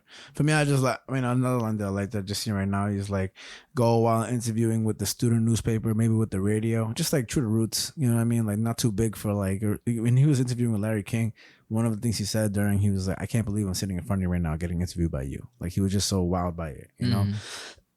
And like, aside from the other interviews I watched, excuse me, it was just something like that was the most recent. And he's been on Sway, and he's also been on a documentary and stuff, and plenty more. He's with Snoop Dogg also, like he interviewed Snoop Dogg, but just like, you know, a lot of humbleness comes from him, you know what I mean? Just like wowed by his experiences and stuff like that. And yeah, man, we don't even go through the last songs. Let's just go through Family first, Okay. and then we'll go on to the interviews. Because if you want to listen to that shit because they'll speak for yourself. But Family first, I mean, this is when we were talking about where I actually kind of want to read the first couple of lines because it's it just talks about what we said earlier, like it's hard when I can't even find time to call my mom. And then just starts with it says, dealing with everybody's opinion, trying to do me, only down one, I'm in the final, shooting threes, like I don't give a fuck. But then it gets more serious. He says, music we fuck and switch the position up. Then he says, we love the things that keep on bringing out the kids in us. Been working on my life, try to do some different stuff, and people have the nerve to say I'm young and haven't lived enough. I'm on the road, my girl's so sad I'm gone. It's hard when I can't even find the time to call my mom. And she thinks I'm going to Hollywood. I guess she probably should. It seems like people see the bad and don't acknowledge good. And I really like that line a lot. It seems like people see the bad and don't acknowledge good. I think that's more where we're at today. And in general, we always are that. Like the news is always reporting terrible things. We are too. Just because it's more attention grabbing. You know, what if our show is just like, hey, this guy donated to charity and this cat was saved from the tree and this person said a good compliment to this person today, and that's our show. You know, it's funny. I knew you were gonna highlight that line. Yeah. I mean, I love that line. I was like, I know Franky's gonna say something it's about the truth, that line. Man. It's one of my favorite things, and I've always believed that. And I've always mentioned that, like even in past talkings, just like the negativity will always surpass the positivity in terms of attention. And he's not the only one to say it, Mac Miller, but there's always a bunch of people that are always saying just that's the truth, and that's the people we are. And we kind of feed into that. You know, we may say the news only reports negative stuff, but it's because we watch it. But yeah. Yeah, I mean, you kind of pointed out my favorite lines, which were more in the beginning of the song for sure. Yeah. But I like when he says, the movie never stopped, the frame change over. That's Talib Kweli, by the way. Well, yeah. That's not Mac Miller, that's Talib Kweli. Okay. Yeah, which is a talented motherfucker. Where he says, the movie never stopped, the frame change over. We had a Max the Wolfpack hangover. It's just a nice little funny reference. Yeah. But for Talib Kweli, right? Talib Kweli, yeah. From his flow is definitely pretty different from Mac Miller's, where he kind of raps on every other word. Yeah. And he's a rapper, like he's a true rapper, and he's talented as fuck. And so because like even when you read his verse where he says, I'm so sick with the verbs I use, the words that heal us, they leave how we kill it on stage, man, murder theaters, no wonder they call it a bunk, I step in a coffin, dead tired exhausted from how often I be touring. It's just like it's I don't even know how to describe it compared to Mac Miller's. It's like it's different wordplay, different style, different methodology in terms of rap lyricism. I think so. Yeah, it's just like it's just so different from like Mac Miller's style. Talib Kweli is actually on Dave Chappelle's podcast today. With Mos Def, him and Dave Chappelle. Nice. It's actually it's Talib Kweli. Oh no, Yasin Bey, which is I don't know. You ever heard Miss Fat Booty? That's a good song. You'll like that song. You should listen to it today. And I mean, Dave Chappelle the GOAT. Fuck everybody thinks otherwise. I like the last line. Same thing I told Bow Wow last year. Take care of the fam, because it's all we really have here. And family can be whatever, as long as you consider it family. I think so. I mean, it's just kind of funny even when he says go ham, like Abraham reading all the Psalms. Yeah. Oh yeah, and don't forget to call your moms. Yeah. And it's super important. I mean, I've seen those like tagged everywhere, and just it's always a message, and a lot of music and entertainment. Like, just it's true. I mean, you only get so many phone calls, not to be so deep about it, but it's like some real shit right there. Not just your mom, your dad, your sister, your brother, your friend, anybody. There's this band that I forget the name of the song, but they like their outro is like, why don't you call your mom some more? And it's just that's the whole outro. It's always like, gonna hit home. Yeah, always man. gonna hit home, man. You can't ever deny that shit because you're like, yeah. I mean, it's true. And shit, man. But that's pretty much the track list. And I'm just gonna read through these two little notes I have here just because I want to do some Mac Miller justice. I mean, there's so much I could talk about. But again, I think, and I know for sure we'll cover him in the future just because like that's like honestly my top 3 favorite artists. If not number 1. I mean, there's a lot of great artists that I like. I put him on Kanye West for myself, even though I love Kanye West. But I always say, man, like if you like Kid Cudi, you like Kanye West. Like, you know what I mean? Like there's no Kid Cudi without Kanye West. This is a Mac Miller. I just think all influence comes from people. And people thinking of white rappers, they think of Eminem, MGK, who I hate. I love Asher Roth. I think he's great. People don't like him that much. Listen to Paps and Jazz. Great great mixtape. And there's also people, I mean, it's just, for me, music isn't anything except what I hear. Like, I mean, there's a lot of black rappers too, but there's also a lot of everybody. I mean, DJ Khaled, the GOAT. Let me stop. You know, he credited Allah on the album. Really? Allah is a credited person on the album. Bruh. Who did that? God did. I mean, there's rappers, all shades, colors, everything. I mean, I don't know, man. You gotta just like what you like, you know, and it comes to all music. It's not just that. I remember you showed me a punk rock band and the main singer was black. You know what I mean? Don't you remember what was the band? Arcadia Gray. Arcadia Gray, and you were like, you'll never believe who the main singer was, and it was a black singer, and it's like, you're right, because you don't expect that voice to come from like a black person, and cliche, like not cliche, but just regularly in a lot of punk rock, it's a lot of white people singing the music, you know what I mean? So it's the same thing as like, I'm sure he gets a lot of criticism from other black people who aren't just open-minded to things, but just also people, they're like, no way, you know? And I think it's like, whatever. I mean, I was shocked as fuck too. I was like, no fucking way. But when you asked me, I was like, probably a black guy, because it's like, you don't hear that all the time. Yeah, even when I told you, I was like, it probably spoils what you think it is. Yeah, but that's just how it goes in music. But I mean, I know me and you both know that anybody can make music of any sorts. So it's like, you understand where we're both coming from. But really, it's just like, it's because it's such a non-norm, you know? But it's like seeing a black hockey player, you know? Like, it's, I mean, really, I remember when I played lacrosse, my coach was like, this is a white sport. You know how expensive it is to play lacrosse, and that's why Brazilians be playing soccer all the time with newspaper balls, because it's cheap as fuck. Anybody can play soccer. All you need is 4 rocks and any sort of ball that you can kick. I'm telling you, man. So I got 2 interviews. One is a documentary, and they're pretty short, not too long to prolong it, and it's just points that he makes. So at the end of the day, Mac Miller did die of an accident or overdose. Doing drugs, passed away, right? And in this interview, they asked him about being a white rapper, and he says, like the Larry King one, he says, it wasn't weird or questioning if I should be doing this. I got a benefit from being white and help other white kids be themselves. And he wondered if this was the only reason he's here. And because of that, he had to prove himself. He played piano, guitar, drums, and sung. That's from what I saw. So who knows how much more he played. But Mac Miller has a whole jazz album. Mm-hmm. It's amazing. You know what I'm trying to say? Like, you don't got to be the best jazz musician ever. And jazz is to anybody who wants to join into it. But that just goes to show his range as well. You know? When he was, living by himself, he said, having all this space, sitting there by myself all the time, it becomes toxic. He would sit inside all day, get bored, then just get high and have an adventure in his room. He would try what was offered, and he said it would fucks you up. Because when you have a lot of money, you could try any drug and then buy it. So he went through everything. I have a video to show you. We'll put it up here if we can, if we get copyrighted, whatever. But he's in a bathtub with a bucket hat, and he's talking to like a video. And he basically says, and he's high, and he says, I'm not on drugs. Drugs are on me. He says, at one point, weed didn't relax me and made me more paranoid about everything. I needed to get a drug that was more numbing and that made me lessen my head. That's really what sparked me from doing other drugs. He hated being sober. Well, he said, I hate being sober. He said in the interview, in the documentary, he says, it was only a 12-minute documentary, not really an extensive one. He says, I'd rather be the corny white rapper than be the drugged out mess who can't even get out of his house. And then he said this. He said, quote, overdosing is just not cool. There's no legendary romance. You don't go down in history because you overdose. You just die. Damn. Yeah, man. And that's what really like, damn.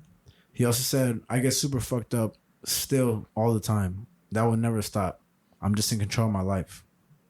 And at the end of it, he says, I want to be a positive human being and through no, I want to be positive as a human being and through music, but I also want to have low points. It's essential because there's moments when they get dark because nothing is all good. So that's just a little like, fuck, you know, just like Jesus Christ. And he's kind of smiling through everything and stuff like that. But in the beginning of the documentary, he says like, I'm probably gonna cry to this because I'm a very emotional person.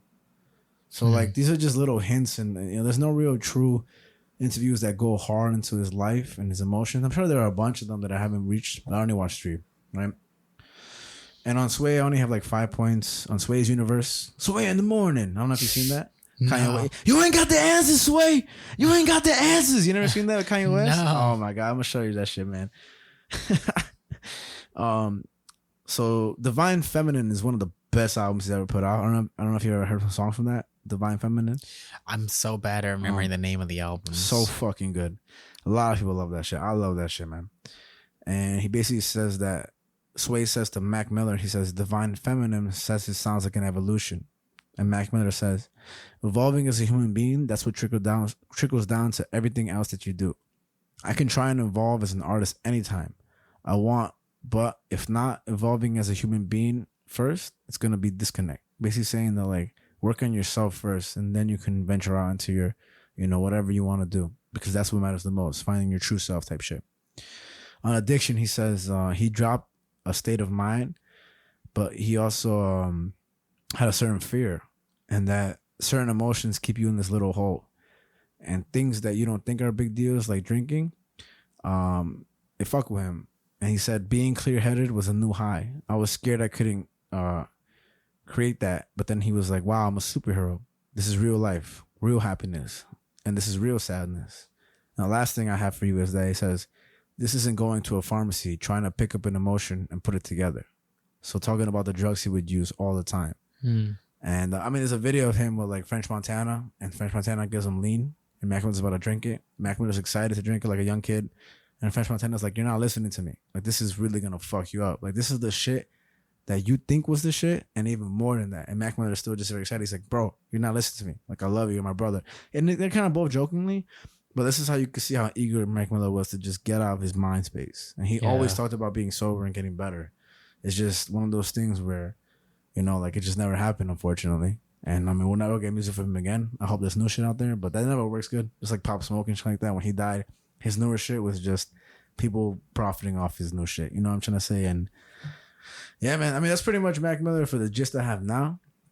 But yeah, bro, super special artist to my heart, man. I promise you that. Like, there's a lot of rap. It's a good way to fucking hit episode 30. Finally, talking about a rap album, talking about someone as important as Mac Miller, because you know he's definitely an important person to like the rap space for sure. Yeah, especially modern type shit. You know what I mean? Like, and I don't know. I hope you liked it though. I'm not gonna lie to you.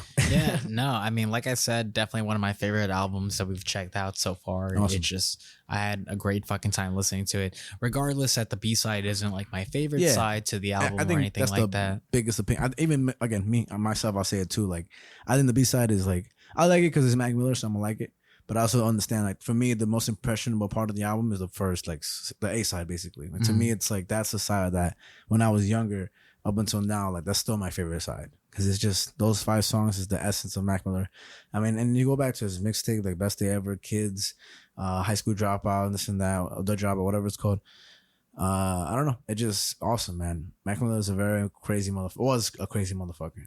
Yeah, bro. I mean, fucking, God, it would have been so. It sucks that he's not around anymore. I mean, the shit he would have made today would have been impressive. Yeah, but that's how it goes. Like, I was, yo, bro, you know what's crazy? This is completely random and b-hole.